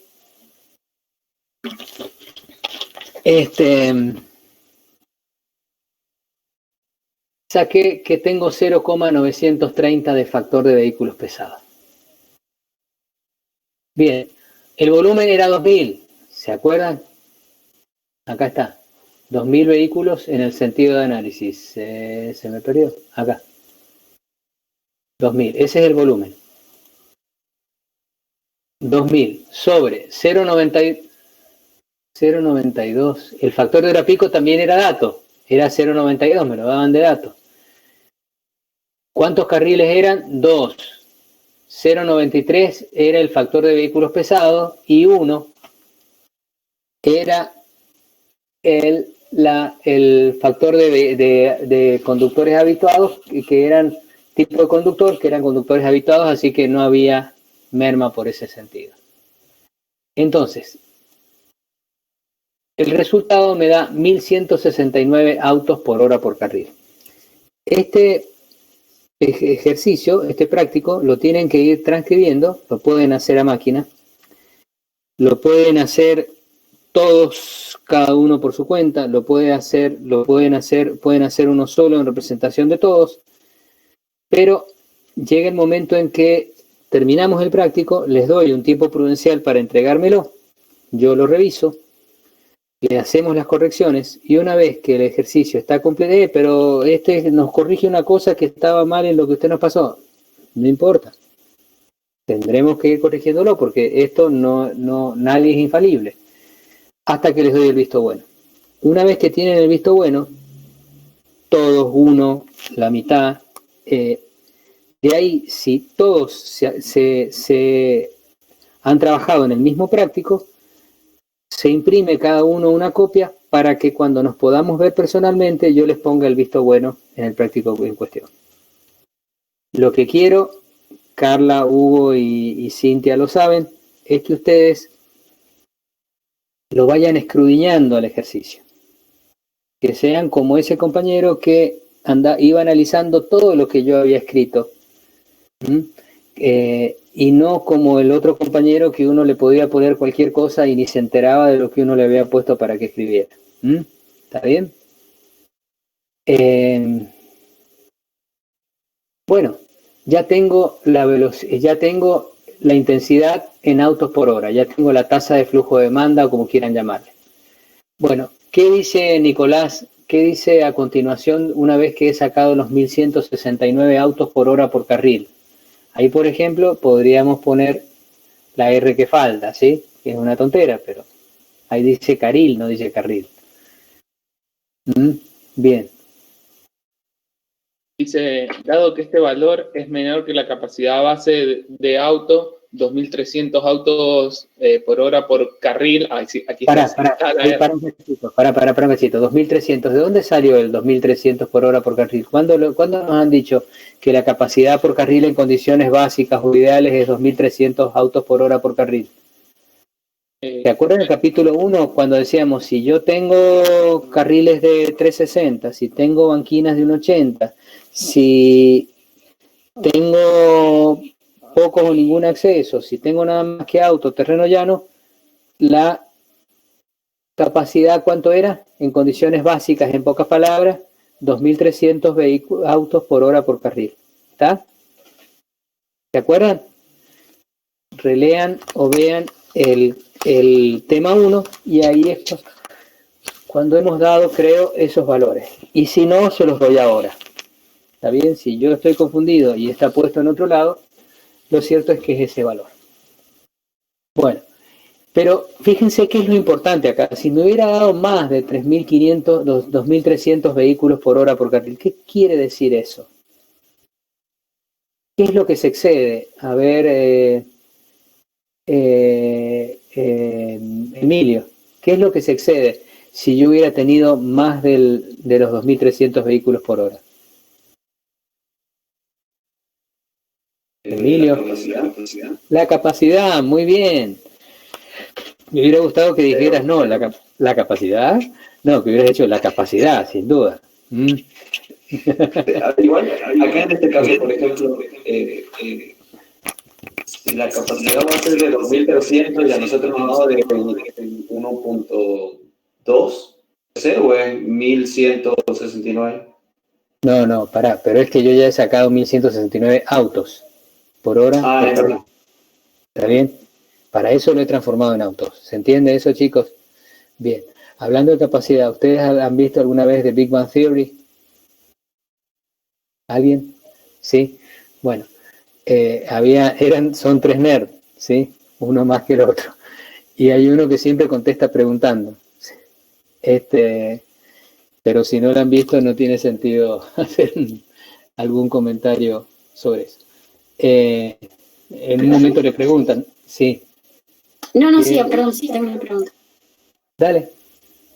Estoy viendo el apunte que mandó de la unidad 2 y cuando expone las condiciones base, dice que la capacidad es 2.400. Se me corta el audio. Repetí, por favor, cuando expone las condiciones base. Dice que la capacidad es de 2.400. 2.400. Entonces ahí hay un error. Entonces, la capacidad base no es 2.300, sino 2.400. Muy bien, Luciana, muy bien. Corrijan eso, por favor.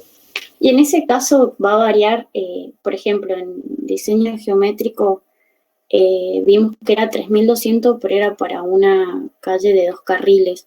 Varía también según el tipo de carretera, ¿no? Sí, varía. Pero cuidado, que en algún lugar está el valor bien puesto, ¿sí? Entonces, por ahí, si el apunte está mal, ustedes lo corrigen. Bien. ¿Está bien? O sea, el apunte está bien. Lo que puede haber errores es acá, en el práctico. Tengo otra pregunta ahí respecto, o sea, pasa que justo en diseño geométrico también hemos estado viendo esto, y cuando calculamos la tasa Pero en diseño geométrico ves nada más que caminos de 2 carriles, o de 2 trochas, ¿sí? Sí. Ahí cuando calculamos la tasa de flujo, lo tomamos como tramo genérico, pero calculamos, averiguamos un factor dependiente. O sea, además... Fíjate, escúchame, en vez de estar FP por tipo de conductor, aquí aparece factor FG, de grain, claro, que es pendiente. ¿Te acuerdas de eso? Bien. Sí. Es decir, que el procedimiento es muy parecido, pero puede tener variaciones respecto al capítulo, ¿sí? Bien. Inclusive para hallar la velocidad de flujo libre tenés que tener no más del equivalente a 200 autos por hora en ambos sentidos para poder medirlo directamente, si no tenés que ajustarlo. Y acá fíjate que te dice hasta 1.000 podés considerar, y más de 1.000, casi hasta 1.300 también lo podés considerar. Te dicen no más de 1.000, pero hasta 1.300 puede llegar a tener que lo que estés midiendo sea la velocidad de flujo libre. Y en diseño geométrico, caminos de 2 trochas o 2 carriles, hasta 200 vehículos en ambos sentidos para medir directamente la velocidad de flujo libre. Si no, lo que estás midiendo tenés que corregirlo, porque es una velocidad que está más chica. ¿Se entiende? Sí. Gracias. Muy bien la pregunta, Luciana, muy bien. No creas que me conozco el manual de memoria, lo conozco el tema porque lo que vos me has preguntado lo doy en el posgrado, ¿sí? En el curso de la Escuela de Camino. Así es que no es que tenga una memoria de elefante. Bueno, si no te hubiera dicho, mira, tendría que fijarme. Bueno, entonces, este 2300 ha sido puesto en duda, ¿sí? Fíjense en el apunte cuánto es la capacidad en autos por hora por carril en condiciones base, y ese es el valor. Pero al darme menor, quiere decir que no está excedida la capacidad, como bien dijo Emilio. ¿Está bien? Emilio fue, no se me va a enojar, fuiste vos, Emilio, menos mal. Si no va a saltar alguno. Manu, vos nos hablabas, así que no. A pesar de que me dijo nerd. ¿Cómo? A pesar de que me dijo nerd, no estoy enojado. No te he dicho nerd, no te he dicho al contrario. Vos no tenés pinta de nerd y doy apuesto doble contrasentido que vos eso cero. Así que no te hagas el intelectual acá porque no tenés pinta ni cara ni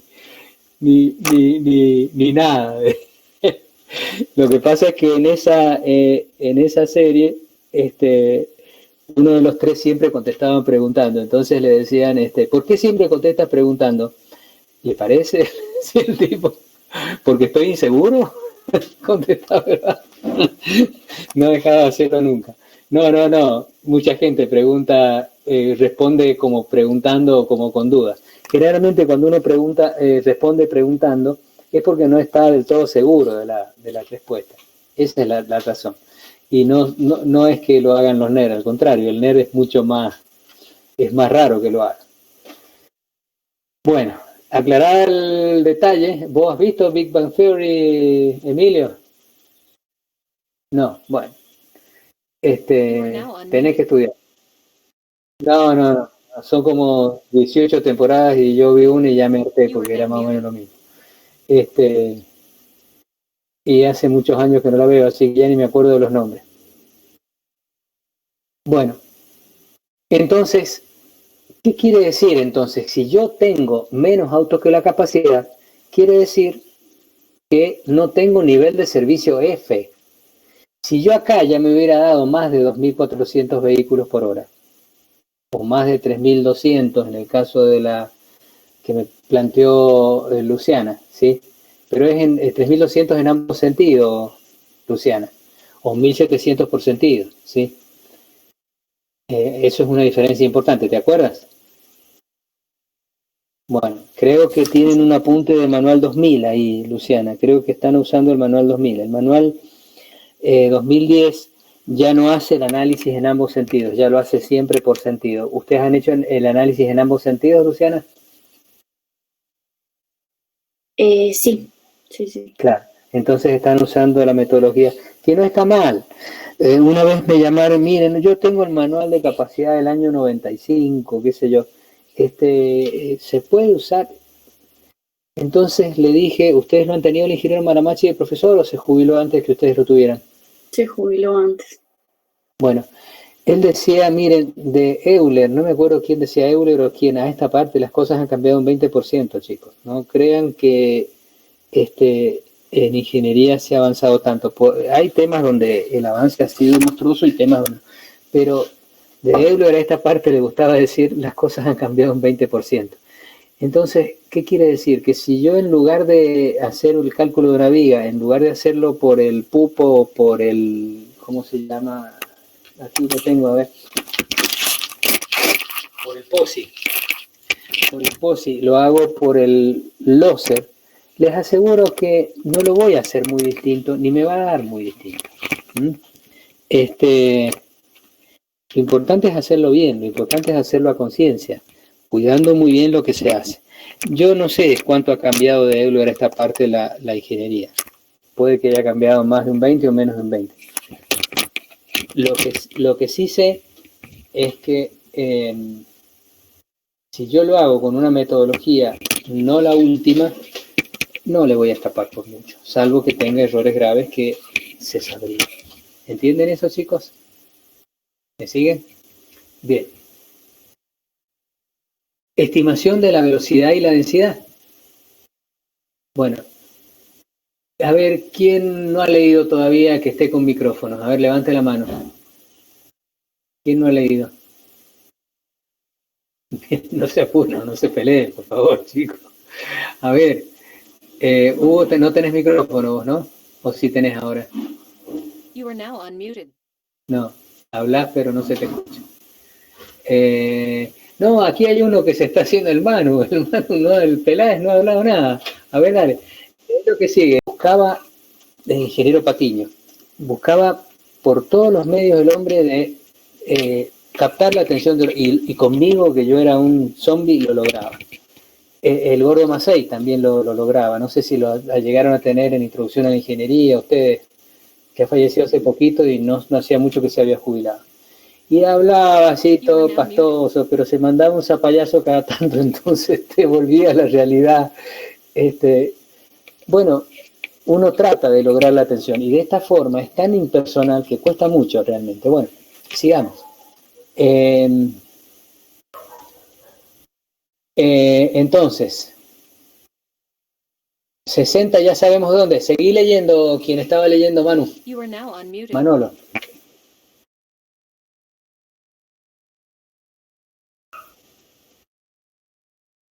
¿Dónde? Sí, esta es la porción.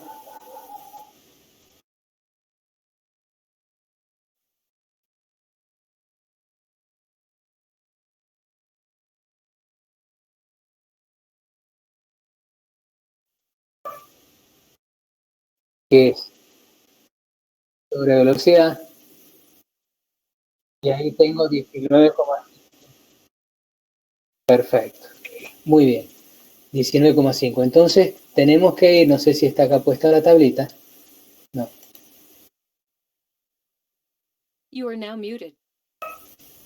Entonces, tenemos que ir al ábaco tabla 11.5. A ver, ¿se acuerdan cuál era el ábaco de la tabla 11.5? La que según la densidad me decía en qué nivel de servicio estábamos. Acá, ¿qué me dio de densidad? Casi 20, 19,5.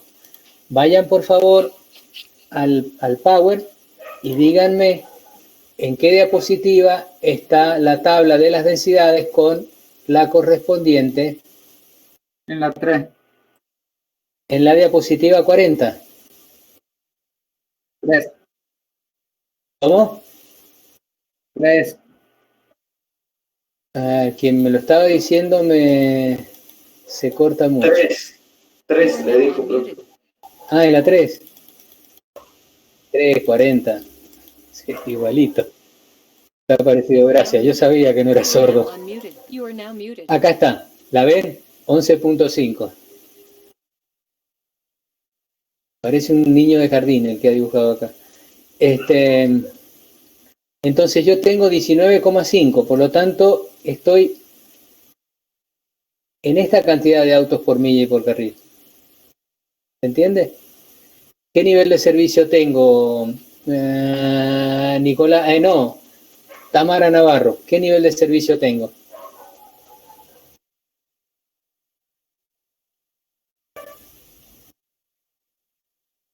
Lo puso en el chat, profe. Sí, muy bien, Tamara. Aunque no tenga nivel de... no tenés micrófono, Tamara, tenés audio nada más, pero podía escribir una letrita C, no había problema. Muy bien, y está resuelto el ejercicio. ¿Se entiende, chicos? Bien. La verdad es que me alegra no haber ido tan rápido, porque uno da cosas por sobreentendidas y por ahí uno cuando empieza a escudriñar de a poquito se da cuenta que todavía ustedes no tienen el conocimiento tan firme porque recién empiezan a verlo. Así que me alegra no haber sido tan rápido. El teléfono lo van a atender abajo, así que no se preocupen. Bueno, sigamos a ver si avanzamos un poquito, unos minutos antes de dejar la clase. You are now unmuted.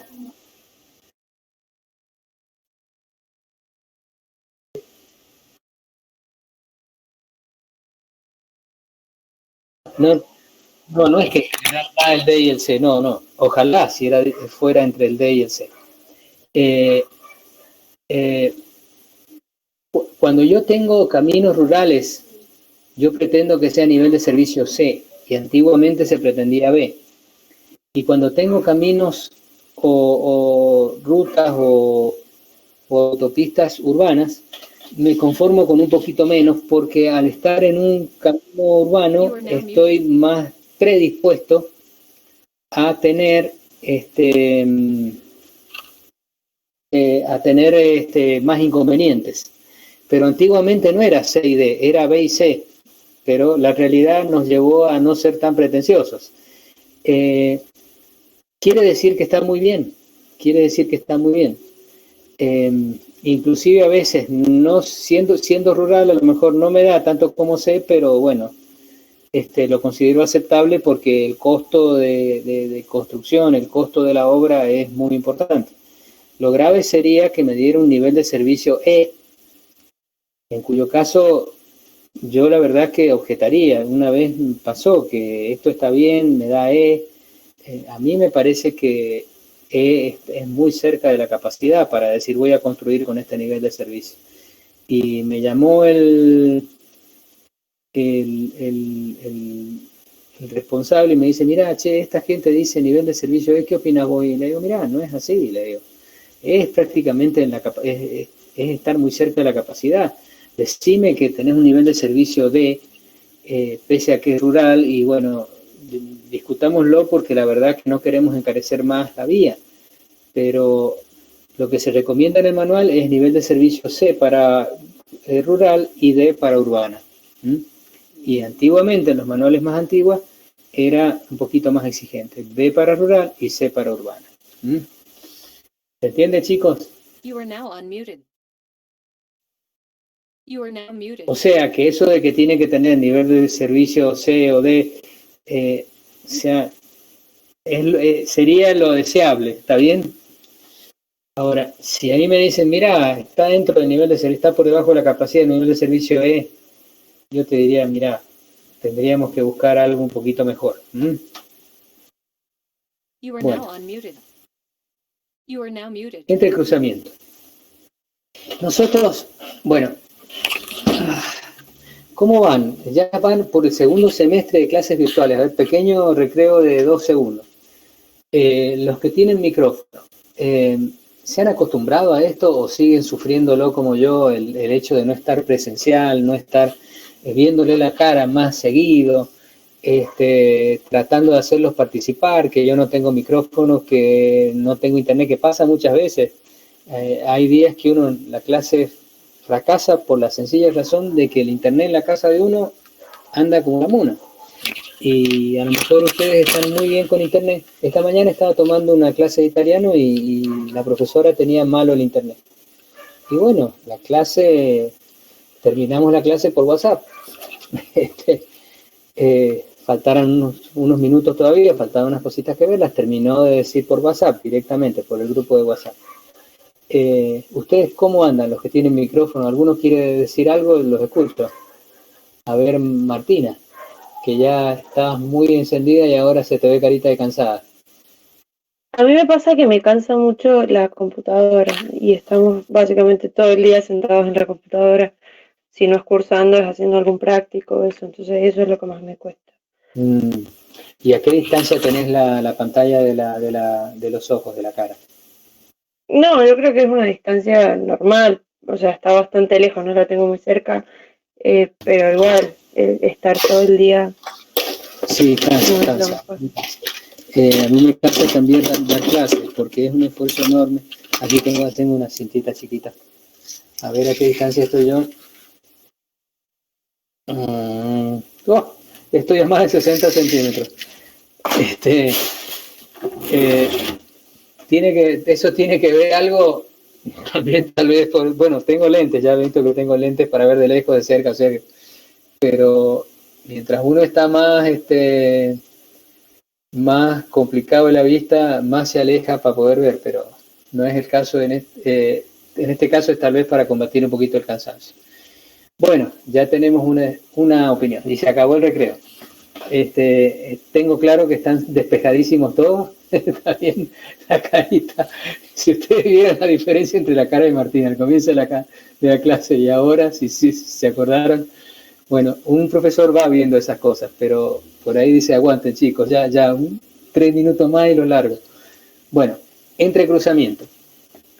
Habíamos dicho que el segmento básico era porque no tenía ni ramas de salida, ni ramas de entrada, ni elementos de trenzado que influyeran en el comportamiento del segmento básico. No es que acá no hay una rama, pero todavía pueden estar los coletazos debido a la rama que está un poco más adelante o un poco atrás. Entonces, esa zona, la zona donde la rama o la zona de trenzado provoca turbulencia en la autopista, es zona de trenzado. No es segmento básico precisamente, sino es una zona que se analiza, digamos, teniendo en cuenta la situación que encuentro. ¿Y cuándo tengo entrecruzamiento? Cuando tengo una rama de entrada y a continuación una rama de salida, y cuando la distancia entre ambas es menor que cierto valor. Si la distancia fuera mayor, lo trato como una rama de entrada por un lado y como una rama de salida por el otro. Pero si la distancia es menor que cierto valor, tengo que considerarlo como zona de trenzado o entrecruzamiento. En inglés van a escuchar mucho la palabra weaving. Ya lo van a ver en las palabras del W, que no es otra cosa, y en el apunte está escrita la palabrita en inglés W-E-A-B-I-N-G, waving, si es que lo estoy pronunciando bien. Entonces, tengo segmento básico, que son aquellos segmentos que no se ven afectados ni por ramas ni por zonas de trenzado. Tengo el análisis de rama, que es lo último que vamos a ver, y el análisis de entrecruzamiento, que es lo que vamos a ver ahora. Este análisis lo vamos a ver simultáneo, porque es una recetita directamente. Entonces vamos a ir viendo y simultáneamente resolviendo el ejercicio que ya está en el apunte que les pasé, en el que estábamos viendo recién interactuando, aquí ya está pasado. Bueno, me parece que para las clases virtuales tendría que ser lo mismo con segmento básico, porque es un poquito incómodo pasar. Tal vez mañana descubra cómo se hace para tener las dos. Aquí tengo la pantalla de la notebook apagada, por eso cuando me filmo se me ve de costado, porque tengo la pantalla de la máquina, de la computadora normal, pero la cámara la tengo con la notebook. Entonces tengo la notebook con la pantalla apagada. Tal vez podría disponer de las dos pantallas, que lo puedo hacer tranquilamente, ver pantalla 1 y pantalla 2. Ya lo voy a ver, ya es muy fácil hacerlo. Esta es cuestión de entrar a la configuración y en vez de tener exclusivamente la pantalla de 2, poner la pantalla 1, que es la notebook, y la 2, que es la que tengo activada ahora. Por hablar tonteras, me di cuenta de algo que podría tener para dar más fácil la clase. Bueno, entonces, largo. Si el largo es menor que cierta distancia, es decir, si el largo entre cierto punto de la rama de entrada a cierto punto de la rama de salida que está a continuación, o sea, tengo que tener primero la rama de entrada y después la de salida. Si tengo una rama de salida primero y después una rama de entrada, no se van a molestar esas ramas entre sí. Puede hacerse el tratamiento como ramas aisladas, salvo que aguas arriba de la rama de salida tenga una rama de entrada lo suficientemente cerca. ¿Se entiende, chicos? Es decir, yo tengo que buscar una rama de entrada y a continuación una rama de salida. Ver todos los casos posibles. Es decir, acá tengo más distancia, aquí tengo poquita distancia. Esto es trenzado. Lo otro son ramas aisladas. Y después a ver qué zona de impacto o de turbulencia o de influencia tiene esta rama aislada o esta zona de entrecruzamiento en la autopista. Esta. A partir de ahí hasta la zona de impacto de turbulencia de la próxima rama, eso es ¿qué cosa, Emilio?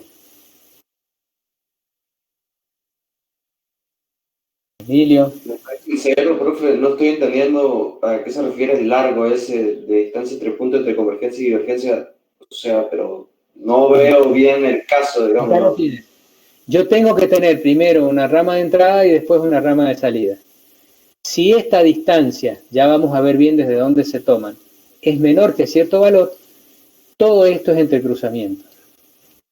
Si es mayor que cierto valor, esta se trata como rama de entrada y esto se trata como ramo de salida. ¿Ahí lo entendiste? Bien. ¿Y por qué porque si no te pregunto no me entero? No, porque estaba esperando a ver si decía algo más y bueno, si no decía nada más, le iba a preguntar. Hombre prudente, bien. Bien, excelente, bien respondido. Muy bien, Emilio. ¿Está claro? Entonces, eso se refiere a la distancia. Y muy bien, porque dije, pucha, tendría que haber mostrado esto para hablarles de esto. Fíjense que yo acá tengo movimientos de AD y de BAC. Y tengo el movimiento de AC y de BAD, porque nunca va a faltar uno, hoy no me equivoqué. O por la razón que sea, hizo este movimiento, qué sé yo. Porque subió y bajó y aprovechó, como por ejemplo, subí en la Libertador y bajé en la Circunvalación. Imagínense del lado de Santa Lucía. Voy por el anillo interno, ¿se van ubicando más o menos? Subo en la Libertador y bajo en la 9 de julio, o Hipólito Yrigoyen.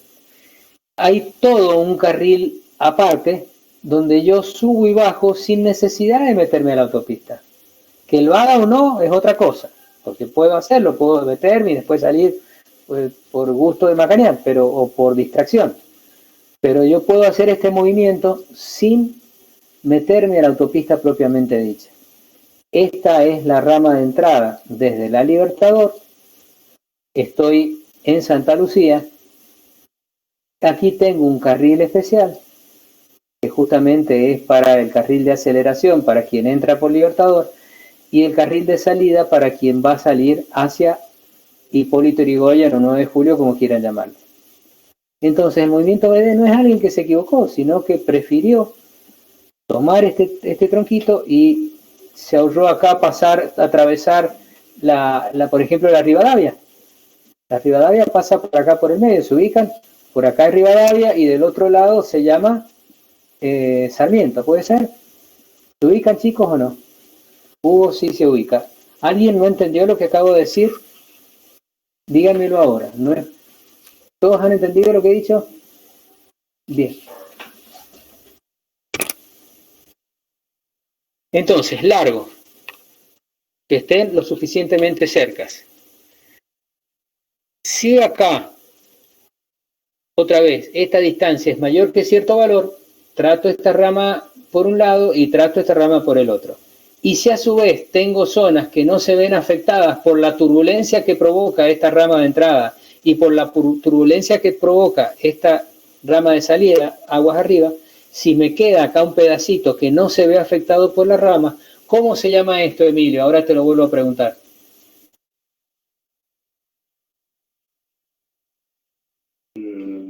O sea, si esa longitud es corta, digamos, si esa longitud es corta, sería un entrecruzamiento. No. Digo que esto es largo. Esto es tan largo que no necesito tratarlo como entrecruzamiento.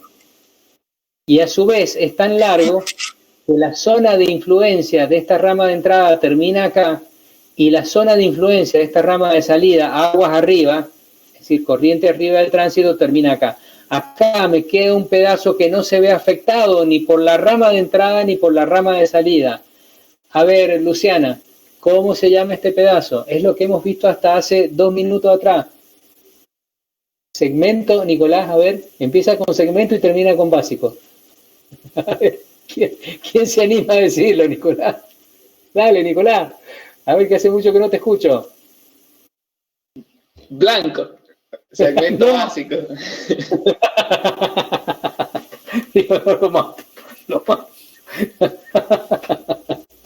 Mirá que algún día se va a poder dispararle a alguien por la pantalla y te voy a matar por internet, ¿eh?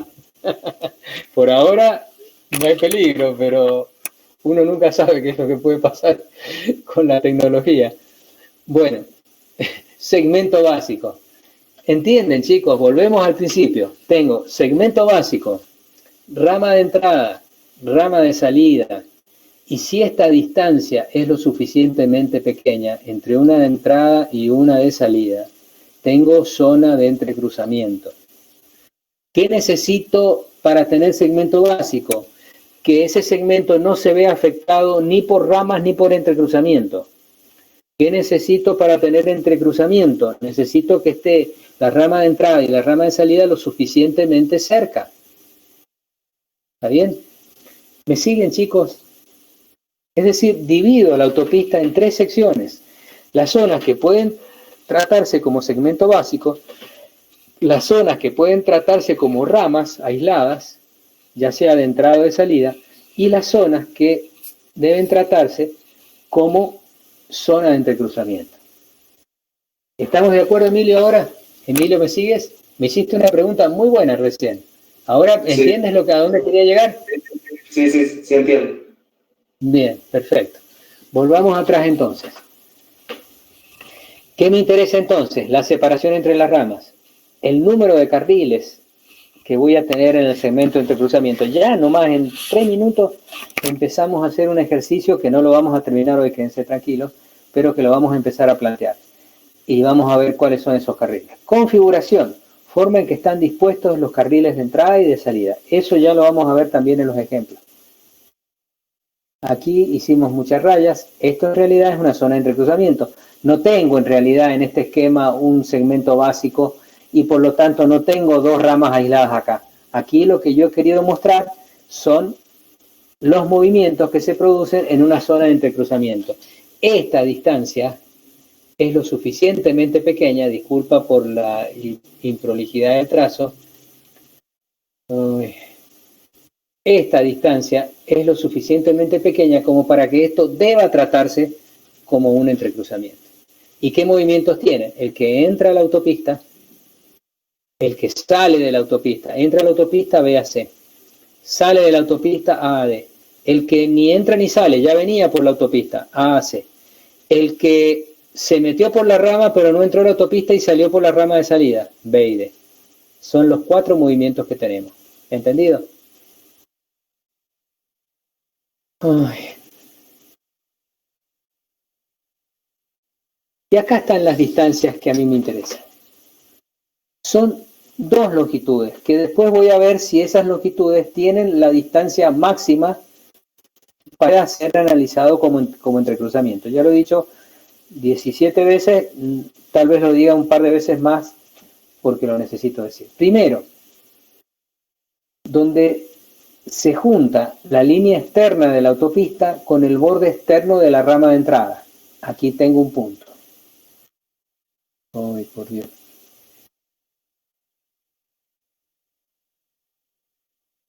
Aquí tengo un punto. Qué bonito que me salió el círculo. Y el otro punto lo mismo, pero la rama de salida. Acá tengo otro punto.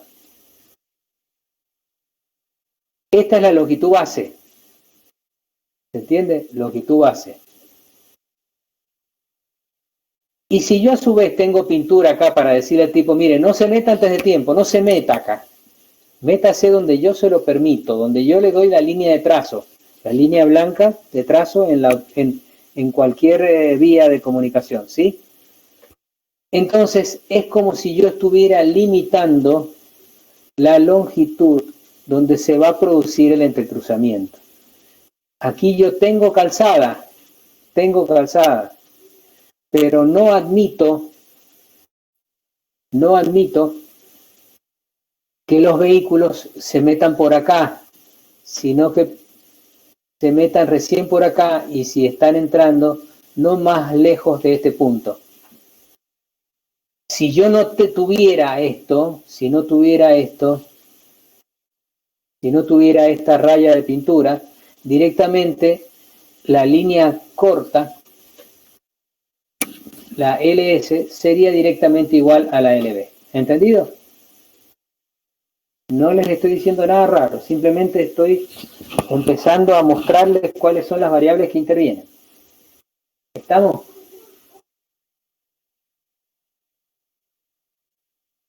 Bueno, vamos a otro ejemplo.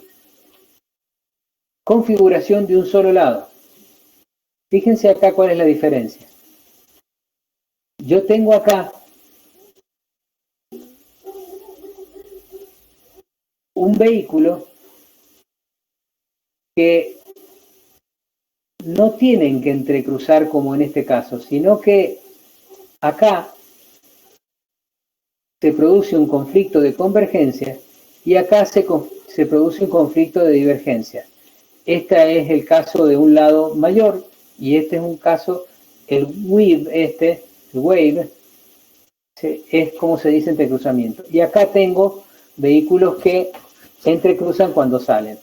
Ojalá pudiera ser tan largo el entrecruzamiento como para que los que entran entren antes de que empiecen a hacer la maniobra de salida los que salen. Pero no siempre se logra. Mientras más chicos, más cercanos estamos de que nos pase esto. ¿Vamos bien? Y si es configuración de dos lados, quiere decir que hay una rama de salida a la izquierda. Esto es muy raro, porque es muy difícil salir. No es recomendable que se salga por el carril rápido de la autopista. Sin embargo, es algo que pasa.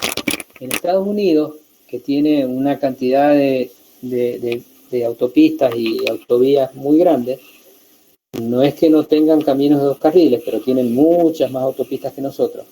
Suelen haber centros comerciales en el cantero central.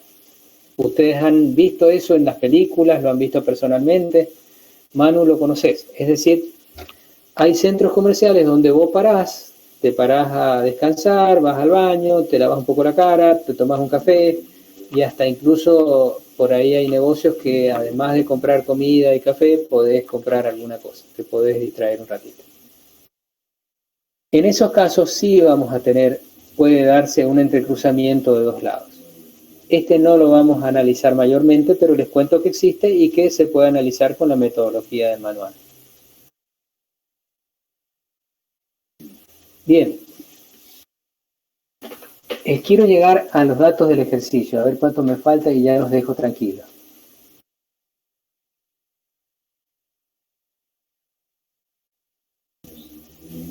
Ahí está. Bueno, son poquitas diapositivas que nos faltan. Bien. Entonces, empecemos. Tratemos un poquito de interpretar esto. R es de rampa, porque en inglés no le dicen branch, sino que le dicen ramp. Esto es rama y esto es freeway, es decir, autopista.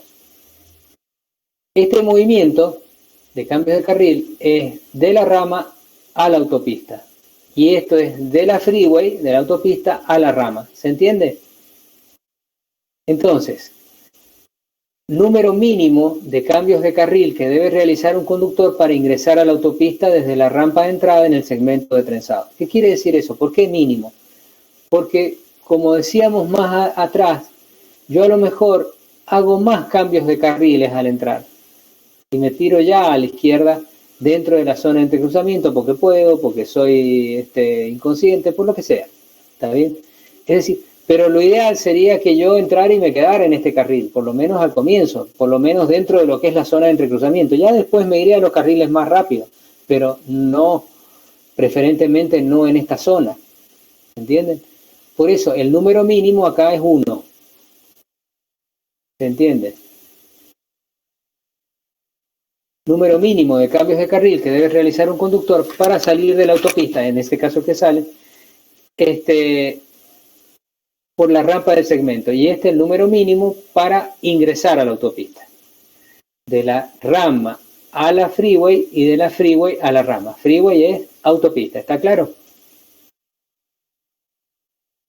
Bueno. Y después, WL es waving, es decir, entrecruzamiento o trenzado, y lane, número de carriles para las maniobras de trenzado. Ya lo vamos a ir determinando. ¿Cómo se trabaja? Datos de entrada, números de carriles, eso ya lo conocemos, distancia, obstrucciones laterales, o lateral clearance, detalle del ingreso y salida de la autopista, que es cómo están diseñadas las ramas, existencia de líneas delimitantes. Acuérdense de que yo podía achicar esa zona porque no quiero que se metan tan rápido, entonces le pongo pintura amarilla para evitar que empiecen a hacer el entrecruzado antes de tiempo por algún motivo. Y largo del segmento de trenzado. Y es la distancia para ver si es trenzado o no es trenzado. ¿Qué otro dato de entrada necesito? El factor de hora pico, ya saben lo que es. Porcentaje de vehículos pesados y recreacionales. clases de conductores, si están habituados o no, velocidad de flujo libre, free flow speed, tipo de terreno, si es llano, ondulado, montañoso, si es pendiente específica, capacidad de la autopista, es decir, la capacidad del segmento básico de autopista, ¿se entiende? Es un dato que me interesa. Y la densidad de intercambios, es decir, cuántos intercambios tengo por milla. Generalmente hay menos de uno por milla, si no sería bastante complicada la autopista. Y acá viene el ejemplo y vamos a ir explicando la metodología, a medida que vamos avanzando con el ejercicio. Chicos, son las 17:03. No sé si quieren salir un ratito más. La cara de cansado que tienen, me voy a poner yo, porque para que vean que yo también estoy fusilado.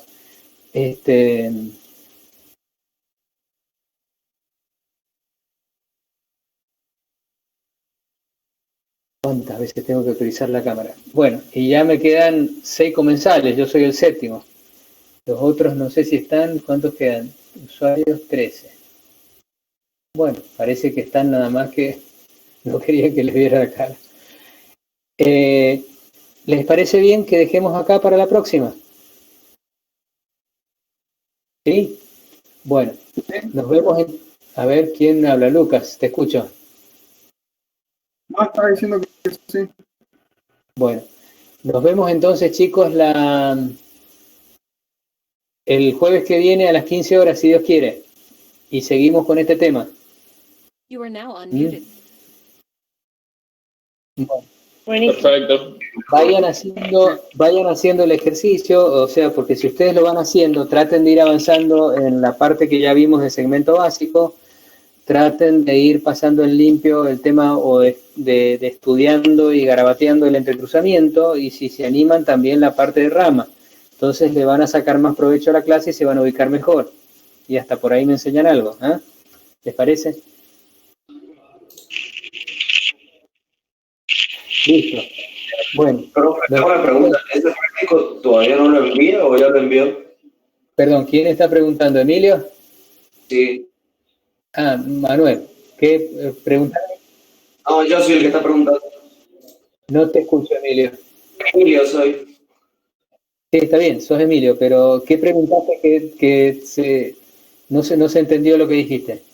Que si el práctico ya lo ha mandado o todavía no lo ha mandado.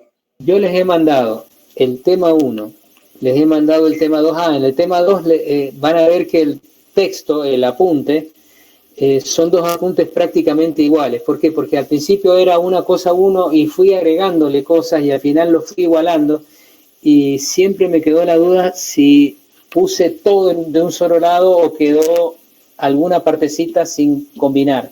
Entonces van a ver 2 apuntes muy similares que si los leen tienen prácticamente lo mismo, por no decir exactamente lo mismo, pero se los sigo mandando porque nunca me he puesto a compararlos los dos a ver si uno de los dos está totalmente completo, o los dos están totalmente completos, o a uno le falta una cosita y al otro le falta la otra. Entonces, son 2 apuntes que se llaman distintos del tema 2 y van a ver que si no son iguales, son prácticamente iguales. Les aclaro eso.